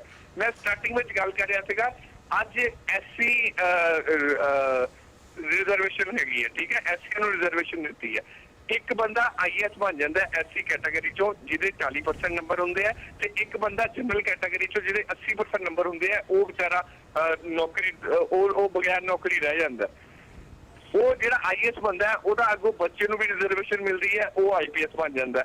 ਉਹਦੇ ਅੱਗੇ ਬੱਚੇ ਨੂੰ ਵੀ ਰਿਜ਼ਰਵੇਸ਼ਨ ਮਿਲਦੀ ਹੈ, ਉਹ ਕਿਸੇ ਬੈਂਕ ਦੇ ਵਿੱਚ ਪੀਓ ਲੱਗ ਜਾਂਦਾ ਹੈਗਾ। ਮਤਲਬ ਇਹ ਰਿਜ਼ਰਵੇਸ਼ਨ ਜਿਹੜਾ ਇੱਕ ਆਈਐਸ ਬਣ ਗਿਆ, ਉਹ ਕਿੱਦਾਂ ਥੱਲੇ ਰਹਿ ਗਿਆ, ਉਹ ਕਿੱਦਾਂ ਬੈਕਵਰਡ ਰਹਿ ਗਿਆ, ਉਹ ਕਿੱਦਾਂ ਸ਼ਡਿਊਲ ਕਾਸਟ ਰਹਿ ਗਿਆ, ਉਹ ਕਿੱਦਾਂ ਬਿਲੋ ਪਾਵਰਟੀ ਲਾਈਨ ਰਹਿ ਗਿਆ। ਉਹਦਾ ਤਾਂ ਸਟੈਂਡਰਡ ਪਹਿਲਾਂ ਹੀ ਮੇਨਟੇਨ ਹੋ ਗਿਆ। ਸਰਕਾਰਾਂ ਨੂੰ ਇੱਥੇ ਕੰਮ ਬਹੁਤ ਜ਼ਬਰਦਸਤ ਤਰੀਕੇ ਦੇ ਨਾਲ ਕਰਨਾ ਚਾਹੀਦਾ ਹੈਗਾ ਕਿ ਕਿੱਦਾਂ, ਮੈਂ ਇਹ ਨਹੀਂ ਕਹਿੰਦਾ ਕਿ ਰਿਜ਼ਰਵੇਸ਼ਨ ਬਿਲਕੁਲ ਬੰਦ ਕਰ ਦਿੱਤੀ ਜਾਵੇ। ਮੈਂ ਹਜੇ ਵੀ ਦਿਲਰਾਜ ਜੀ ਕਿਉਂ ਨਹੀਂ ਬੰਦ ਕਰਨੀ ਚਾਹੀਦੀ ਯਾਰ? ਸਰਕਾਰ ਨੂੰ ਚਾਹੀਦਾ ਕੋਈ ਐਸਾ ਸਿਸਟਮ ਚੇਂਜ ਕਰੋ। ਇਹ ਕੋਈ ਸਿਸਟਮ ਨਹੀਂ ਹੈਗਾ। ਕੁਲਵੀਰ ਜੀ, ਮੈਂ ਸਬਦੀਪ ਜੀ ਦੇ ਵੀ ਕਮੈਂਟ ਆਉਂਗਾ ਇੱਥੇ। ਦਿਲਰਾਜ ਜੀ ਨੇ ਕੁਲਵੀਰ ਜੀ, ਮੈਂ ਸਬਦੀਪ ਜੀ ਦੇ ਵੀ ਕਮੈਂਟ ਚਾਹੂੰਗਾ ਇੱਥੇ। ਸਬਦੀਪ ਜੀ। ਹਰਪ੍ਰੀਤ ਜੀ ਦੇਖੋ, ਗੱਲ ਅਸਲ ਦੇ ਵਿੱਚ ਇਹ ਹੈ, ਜਿਵੇਂ ਦਿਲਰਾਜ ਜੀ ਵੀ ਕਹਿ ਰਿਹਾ, ਜਦੋਂ ਕ੍ਰੀਮੀ ਲੇਅਰ ਪੈਦਾ ਹੋ ਜਾਂਦੀ ਹੈ ਉਦੋਂ ਸਾਨੂੰ ਉਸ ਕ੍ਰੀਮੀ ਲੇਅਰ ਦੇ ਵਿੱਚੋਂ ਰਿਜ਼ਰਵੇਸ਼ਨ ਲੈਣ ਵਾਲੇ ਨਜ਼ਰ ਵੀ ਆਉਣ ਲੱਗ ਜਾਂਦੇ ਨੇ। ਉਦੋਂ ਇਹ ਗੱਲ ਬਹੁਤ ਪਿੱਛੇ ਚਲੇ ਜਾਂਦੀ ਆ ਕਿ ਜਿਹੜੇ ਲੋਕੀ 50 ਸਾਲ ਪਹਿਲਾਂ ਰਿਜ਼ਰਵੇਸ਼ਨ ਨਹੀਂ ਲੈ ਸਕੇ ਤੇ ਜਿਹਨਾਂ ਦੀ ਅੱਜ ਵੀ ਰਿਜ਼ਰਵੇਸ਼ਨ ਦੀ ਆਧਾਰ ਉੱਤੇ ਨੌਕਰੀ ਲੈਣ ਦੀ ਕਪੈਸਿਟੀ ਨਹੀਂ, ਉਹਨਾਂ ਬਾਰੇ ਅਸੀਂ ਕੀ ਕਰੀਏ? ਦੂਜਾ ਇਸ਼ੂ ਇਹ ਆ ਜਾਂਦਾ ਕਿ ਜਿਹੜੇ ਬਹੁਤ ਗਰੀਬ ਨੇ ਤੇ ਉਹ ਰਿਜ਼ਰਵੇਸ਼ਨ ਨਹੀਂ ਲੈ ਸਕਦੇ ਕਿਉਂਕਿ ਜਨਰਲ ਕੋਟੇ ਦੇ ਵਿੱਚ ਚਲੇ ਜਾਂਦੇ ਨੇ, ਉਹਨਾਂ ਦਾ ਕੀ ਹੋਵੇ? ਮੈਂ ਤਾਂ ਫਿਰ ਆਪਣੀ ਉਹੀ ਗੱਲ ਰਿਪੀਟ ਕਰੂੰਗਾ, ਸਾਨੂੰ ਸਭ ਨੂੰ ਵਿੱਦਿਆ ਤੇ ਸਭ ਨੂੰ ਰੁਜ਼ਗਾਰ ਦਾ ਪ੍ਰਬੰਧ ਕਰਨਾ ਚਾਹੀਦਾ ਕਿ ਹਰ ਇੱਕ ਨੂੰ ਉਹਦੀ ਯੋਗਤਾ ਦੇ ਮੁਤਾਬਕ ਉਹਦੀ ਐਜੂਕੇਸ਼ਨ ਦੇਣੀ ਚਾਹੀਦੀ ਆ। ਰਿਜ਼ਰਵੇਸ਼ਨ ਅਲਟੀਮੇਟਲੀ ਬੰਦ ਹੀ ਕਰਨੀ ਪਵੇਗੀ ਔਰ ਕਰਨੀ ਚਾਹੀਦੀ ਹੈ, ਪਰ ਇਹ ਬੰਦ ਕਰਨ ਤੱਕ ਸਮਾਜ ਕਿੰਨਾ ਸਮਾਂ ਲਏਗਾ? ਜਦੋਂ ਅੰਬੇਡਕਰ ਸੰਵਿਧਾਨ ਦੇ ਵਿੱਚ ਰਿਜ਼ਰਵੇਸ਼ਨ ਲਿਆ ਰਿਹਾ ਸੀ, ਉਹਨਾਂ ਨੂੰ ਤਵੱਕੂ ਸੀ 10 ਸਾਲਾਂ 'ਚ ਬੰਦ ਹੋ ਜਾਏਗੀ, ਬਾਅਦ ਦੇ ਵਿੱਚ ਕਿਸੇ ਨੂੰ ਰਿਜ਼ਰਵੇਸ਼ਨ ਦੀ ਲੋੜ ਨਹੀਂ। ਅੱਜ ਅਸੀਂ ਅੰਬੇਡਕਰ ਦਾ ਨਾਂ ਲੈ ਕੇ ਰਿਜ਼ਰਵੇਸ਼ਨ ਦੀ ਰਾਖੀ ਦੀ ਅੰਦੋਲਨ ਚਲਾਉਂਦੇ ਹਾਂ। ਪ੍ਰੋਬਲਮ ਸਾਡੀ ਇੱਥੇ ਆ ਕੇ ਖੜ ਗਈ ਹੈ। ਫਿਰ ਜ਼ਰੂਰਤ ਇਸੇ ਗੱਲ ਦੀ ਹੈ ਕਿ ਅਸੀਂ ਸਮਾਜ ਦਾ ਇੰਨਾ ਕੁ ਵਿਕਾਸ ਕਰੀਏ ਜਿਹਦੇ ਵਿੱਚ ਸਭ ਨੂੰ ਰੁਜ਼ਗਾਰ ਮਿਲ ਸਕੇ। ਉਦੋਂ ਤੱਕ ਇਹਦਾ ਕੋਈ ਹੱਲ ਨਹੀਂ। ਉਦੋਂ ਤੱਕ वक्ती हल कड्ढे जा सकते ने, कोई तकनीकी हल कड्ढे जा सकते ने, कदे जाट खुश कर ले, कदे गुज्जर खुश कर ले, हो सकता कल नूं पंजाब दे जट्टां नूं खुश करन दी जरूरत पै जे, पर पक्का हल नहीं है बन सकता। जे ਅਸੀਂ ਇਸ ਜੱਟ ਜੋ ਜਾਟ ਸਮੁਦਾਇ ਦੀ ਐਜੀਟੇਸ਼ਨ ਦਾ ਜੋ ਹੁਣ ਹਰਿਆਣੇ ਵਿੱਚ ਇੱਕ ਹੋੜ ਲੱਗੀ ਹੋਈ ਆ, ਜੇ ਸਰਕਾਰ ਇਹਨੂੰ ਮੰਨ ਲੈਂਦੀ ਹੈ, ਇਹਨੂੰ ਮੰਨਦੇ ਹੋਏ ਕਾਨੂੰਨ ਬਣਾ ਲੈਂਦੀ ਆ ਕਿ ਦੂਜੇ ਸਟੇਟਾਂ ਵਿੱਚ ਵੀ ਰਿਜ਼ਰਵੇਸ਼ਨ ਦੀ ਡਿਮਾਂਡ ਜਿਹੜੀ ਹੈ ਜਾਂ ਮੰਗ ਆ ਦੂਜੀ ਜਾਤੀਆਂ ਜਾਂ ਦੂਜੀ ਬਰਾਦਰੀਆਂ ਤੋਂ ਉਹਨੂੰ ਵੀ ਹੂਲ ਮਿਲੂਗੀ? ਬਿਲਕੁਲ ਹਰਪ੍ਰੀਤ ਜੀ, ਕਿਉਂ ਨਹੀਂ ਮਿਲੂਗੀ? ਕਿਉਂ ਨਹੀਂ ਮਿਲੂਗੀ? ਜਦੋਂ ਇੱਕ ਸਟੇਟ ਦੇ ਵਿੱਚ 3-4 ਦਿਨ ਵਾਇਲੈਂਸ ਕਰਕੇ, ਲੁੱਟਾਂ ਖੋਹਾਂ ਕਰਕੇ ਘਰ ਵੀ ਭਰ ਲਏ ਤੇ ਨਾਲ ਰਿਜ਼ਰਵੇਸ਼ਨ ਵੀ ਮਿਲ ਗਈ, ਉਹਨਾਂ ਦਾ ਮੁੱਦਾ ਵੀ ਹੱਲ ਹੋ ਗਿਆ। ਇਹ ਤਾਂ ਮੈਂ ਤੁਹਾਨੂੰ ਸ਼ੁਰੂ 'ਚ ਕਿਹਾ ਸੀਗਾ, ਇਹ ਤਾਂ ਸਰਕਾਰ ਨੇ ਪਹਿਲਾਂ ਫੇਲੀਅਰ ਦਿਖਾ ਦਿੱਤਾ ਉਹਨਾਂ ਨੂੰ ਐਜੀਟੇਸ਼ਨ ਤੇ ਜਾਣ ਦਾ, ਵੀ ਉਹਨਾਂ ਨੂੰ ਜਾਣ ਕਿੱਦਾਂ ਦੇ ਦਿੱਤਾ। ਦੂਜਾ ਫੇਲੀਅਰ ਦਿਖਾ ਦਿੱਤਾ ਕਿ ਉਹਨਾਂ ਨੇ ਜਦੋਂ ਵਾਇਲੈਂਟ ਐਜੀਟੇਸ਼ਨ ਕੀਤਾ, ਦੰਗੇ ਕੀਤੇ ਆ, ਲੋਕਾਂ ਦੀਆਂ ਪ੍ਰਾਪਰਟੀਆਂ ਸਾੜਤੀਆਂ, ਉਸ ਤੋਂ ਬਾਅਦ ਉਹਨਾਂ ਦਾ ਕਹਿਣਾ ਵੀ ਮੰਨ ਲਿਆ। ਕਿਉਂ ਨਹੀਂ ਉੱਠੂਗੀਆਂ ਹੋਰ ਸਟੇਟਾਂ ਦੇ ਵਿੱਚੋਂ ਇਹ ਆਵਾਜ਼ਾਂ, ਜਿਹੜੇ ਕਿ ਆਲਰੇਡੀ ਪਹਿਲਾਂ ਕਿਤੇ ਨਾ ਕਿਤੇ ਜਿਹੜੇ ਇਹ ਧੁਖਦੀਆਂ ਪਈਆਂ ਸੁਰਾਂ ਹੈਗੀਆਂ, ਜਿਹੜੇ ਲੋਕ ਪਹਿਲਾਂ ਹੀ ਕਦੀ ਨਾ ਕਦੀ ਇਹਨੂੰ ਜਿਹੜੀ ਹੈਗੀ ਆ ਸ਼ੁਰੂਆਤ ਕਰ ਚੁੱਕੇ ਆ, ਉਹਨਾਂ ਨੂੰ ਤੇ ਇੱਕ ਨਵਾਂ ਪਲੇਟਫਾਰਮ ਮਿਲ ਜਾਏਗਾ, ਗੱਲ ਕਰਨ ਨੂੰ ਮਿਲ ਜਾਏਗੀ, ਉਹਨਾਂ ਨੂੰ ਇੱਕ ਨਵਾਂ ਮੁੱਦਾ ਮਿਲ ਜਾਏਗਾ ਕਿ ਜੇ ਹਰਿਆਣਾ ਜਾਟਾਂ ਨੂੰ ਜਿਹੜੀ ਹੈਗੀ ਆ ਉਹ ਮਿਲ ਸਕਦੀ ਹੈ, ਸਾਨੂੰ ਕਿਉਂ ਨਹੀਂ ਮਿਲਦੀ? ਇਹ ਤਾਂ ਪੂਰੇ ਦੇਸ਼ ਦੇ ਵਿੱਚ ਤੁਸੀਂ ਆਉਣ ਵਾਲੇ ਸਮੇਂ ਵਿੱਚ ਦੇਖਿਓ, ਇਹ ਤਾਂ ਜਿੰਨੀਆਂ ਰਿਜ਼ਰਵੇਸ਼ਨ ਮੰਗਣ ਵਾਲੀਆਂ ਕਮਿਊਨਿਟੀਜ਼ ਹੈਗੀਆਂ ਉਹ ਸਾਰੀਆਂ ਉੱਠ ਕੇ ਖੜੀਆਂ ਹੋ ਜਾਣਗੀਆਂ, ਔਰ ਉਹਨਾਂ ਨੂੰ ਤਰੀਕਾ ਵੀ ਸਾਫ਼ ਦਿਖੇਗਾ ਕਿ ਵਾਹ ਜੀ ਵਾਹ 3-4 ਦਿਨ ਦੰਗੇ ਦੁੰਗੇ ਕਰੋ ਤੇ ਆਪਣੀ ਜਿਹੜੀ ਹੈਗੀ ਆ ਮੰਗ ਮਨਵਾ ਲਓ। ਇਹ ਤਾਂ ਬਹੁਤ ਹੀ ਗਲਤ ਮੈਸੇਜ ਚਲਿਆ ਗਿਆ, ਔਰ ਇਹ ਡੈਫੀਨੇਟਲੀ ਤੁਸੀਂ ਆਉਣ ਵਾਲੇ ਸਮੇਂ ਵਿੱਚ ਮੇਰੇ ਖਿਆਲ ਨਾਲ ਰਾਜਸਥਾਨ, ਗੁਜਰਾਤ, ਇਹ 2-3 ਸਟੇਟਾਂ ਦੇ ਵਿੱਚ ਤਾਂ ਤੁਸੀਂ ਜ਼ਰੂਰ ਦੇਖੋਗੇ ਕਿ ਰਿਜ਼ਰਵੇਸ਼ਨ ਮੰਗਣ ਲਈ ਐਜੀਟੇਸ਼ਨ ਦੁਬਾਰਾ ਤੋਂ ਉੱਠੇਗਾ। ਜੇ ਤੁਸੀਂ ਸਾਰੇ ਕਹਿ ਰਹੇ ਹੋ ਜੋ ਕਿ ਇਹਦੇ ਨਾਲ ਦੂਜੇ ਸਟੇਟਸ ਵੀ ਇਦਾਂ ਦੀ ਡਿਮਾਂਡ ਜ਼ਿਆਦਾ ਦੂਜੀਆਂ ਬਰਾਦਰੀਆਂ ਵੱਲੋਂ ਵੇਖਣ ਨੂੰ ਮਿਲੂਗੀ, ਜੇ ਹਰਿਆਣੇ 'ਚ ਇਹ ਕਾਨੂੰਨ ਬਣਦਾ ਵਾ ਤੇ ਹਰਿਆਣੇ 'ਚ ਵੀ ਬੀਜੇਪੀ ਦੀ ਸਰਕਾਰ ਹੈ, ਸੈਂਟਰ 'ਚ ਵੀ ਬੀਜੇਪੀ ਦੀ ਸਰਕਾਰ ਆ, ਫਿਰ ਬੀਜੇਪੀ ਇਹਨਾਂ ਚੀਜ਼ਾਂ ਨੂੰ ਬੜਾਵਾ ਕਿਉਂ ਦੇ ਰਹੀ ਆ? ਬਿਲਕੁਲ ਜੀ, ਕਿਉਂਕਿ ਇਸ ਵੇਲੇ ਬੀਜੇਪੀ, ਅਗਰ ਇਸ ਵੇਲੇ ਹਰਪ੍ਰੀਤ ਜੀ ਬੀਜੇਪੀ ਨੂੰ ਰੋਕਦੀ ਤਾਂ ਉਹਦੇ ਕੋਲੋਂ ਜੱਟ ਵੋਟ ਬੈਂਕ ਜਾਂਦਾ ਸੀ।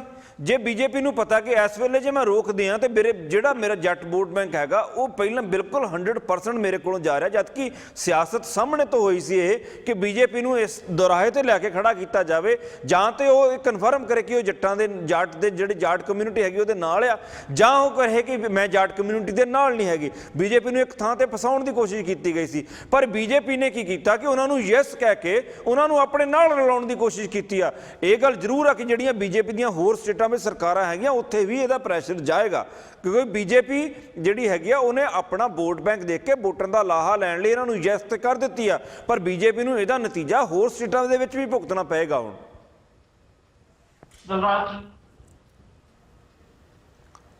बिल्कुल हरप्रीत जी, मैं तो आप समझदा वां कि एक बहुत बड़ी समस्या बीजेपी ने अपने आप च पैदा करती हैगी है। हुण हर जगह, चाहे वो राजस्थान होवे चाहे गुजरात होवे, जे इदां दी सिचुएशन दे नाल कि एजुटेशन करो, 2-4 बस्सा बुस्सा साड़ो, ढाबे साड़ो, पब्लिक प्रॉपर्टी डिस्ट्रॉय करो, ਤੇ ਉਸ ਤੋਂ ਬਾਅਦ ਰਿਜ਼ਰਵੇਸ਼ਨ ਵੀ ਮਿਲ ਗਈ ਤੇ ਆਪਾਂ ਲੁੱਟਾਂ ਖੋਹਾਂ ਵੀ ਕਰ ਲਈਆਂ।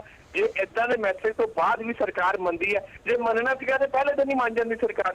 ਜਦੋਂ ਗੱਲਾਂ ਬਾਤਾਂ ਕਰਦੇ ਪਏ ਸੀ ਉਦੋਂ ਹੀ ਮੰਨ ਜਾਂਦੀ ਕਿ ਹਾਂ ਅਸੀਂ ਇਹ ਲਾਅ ਬਣਾ ਦਿੰਦੇ ਆ।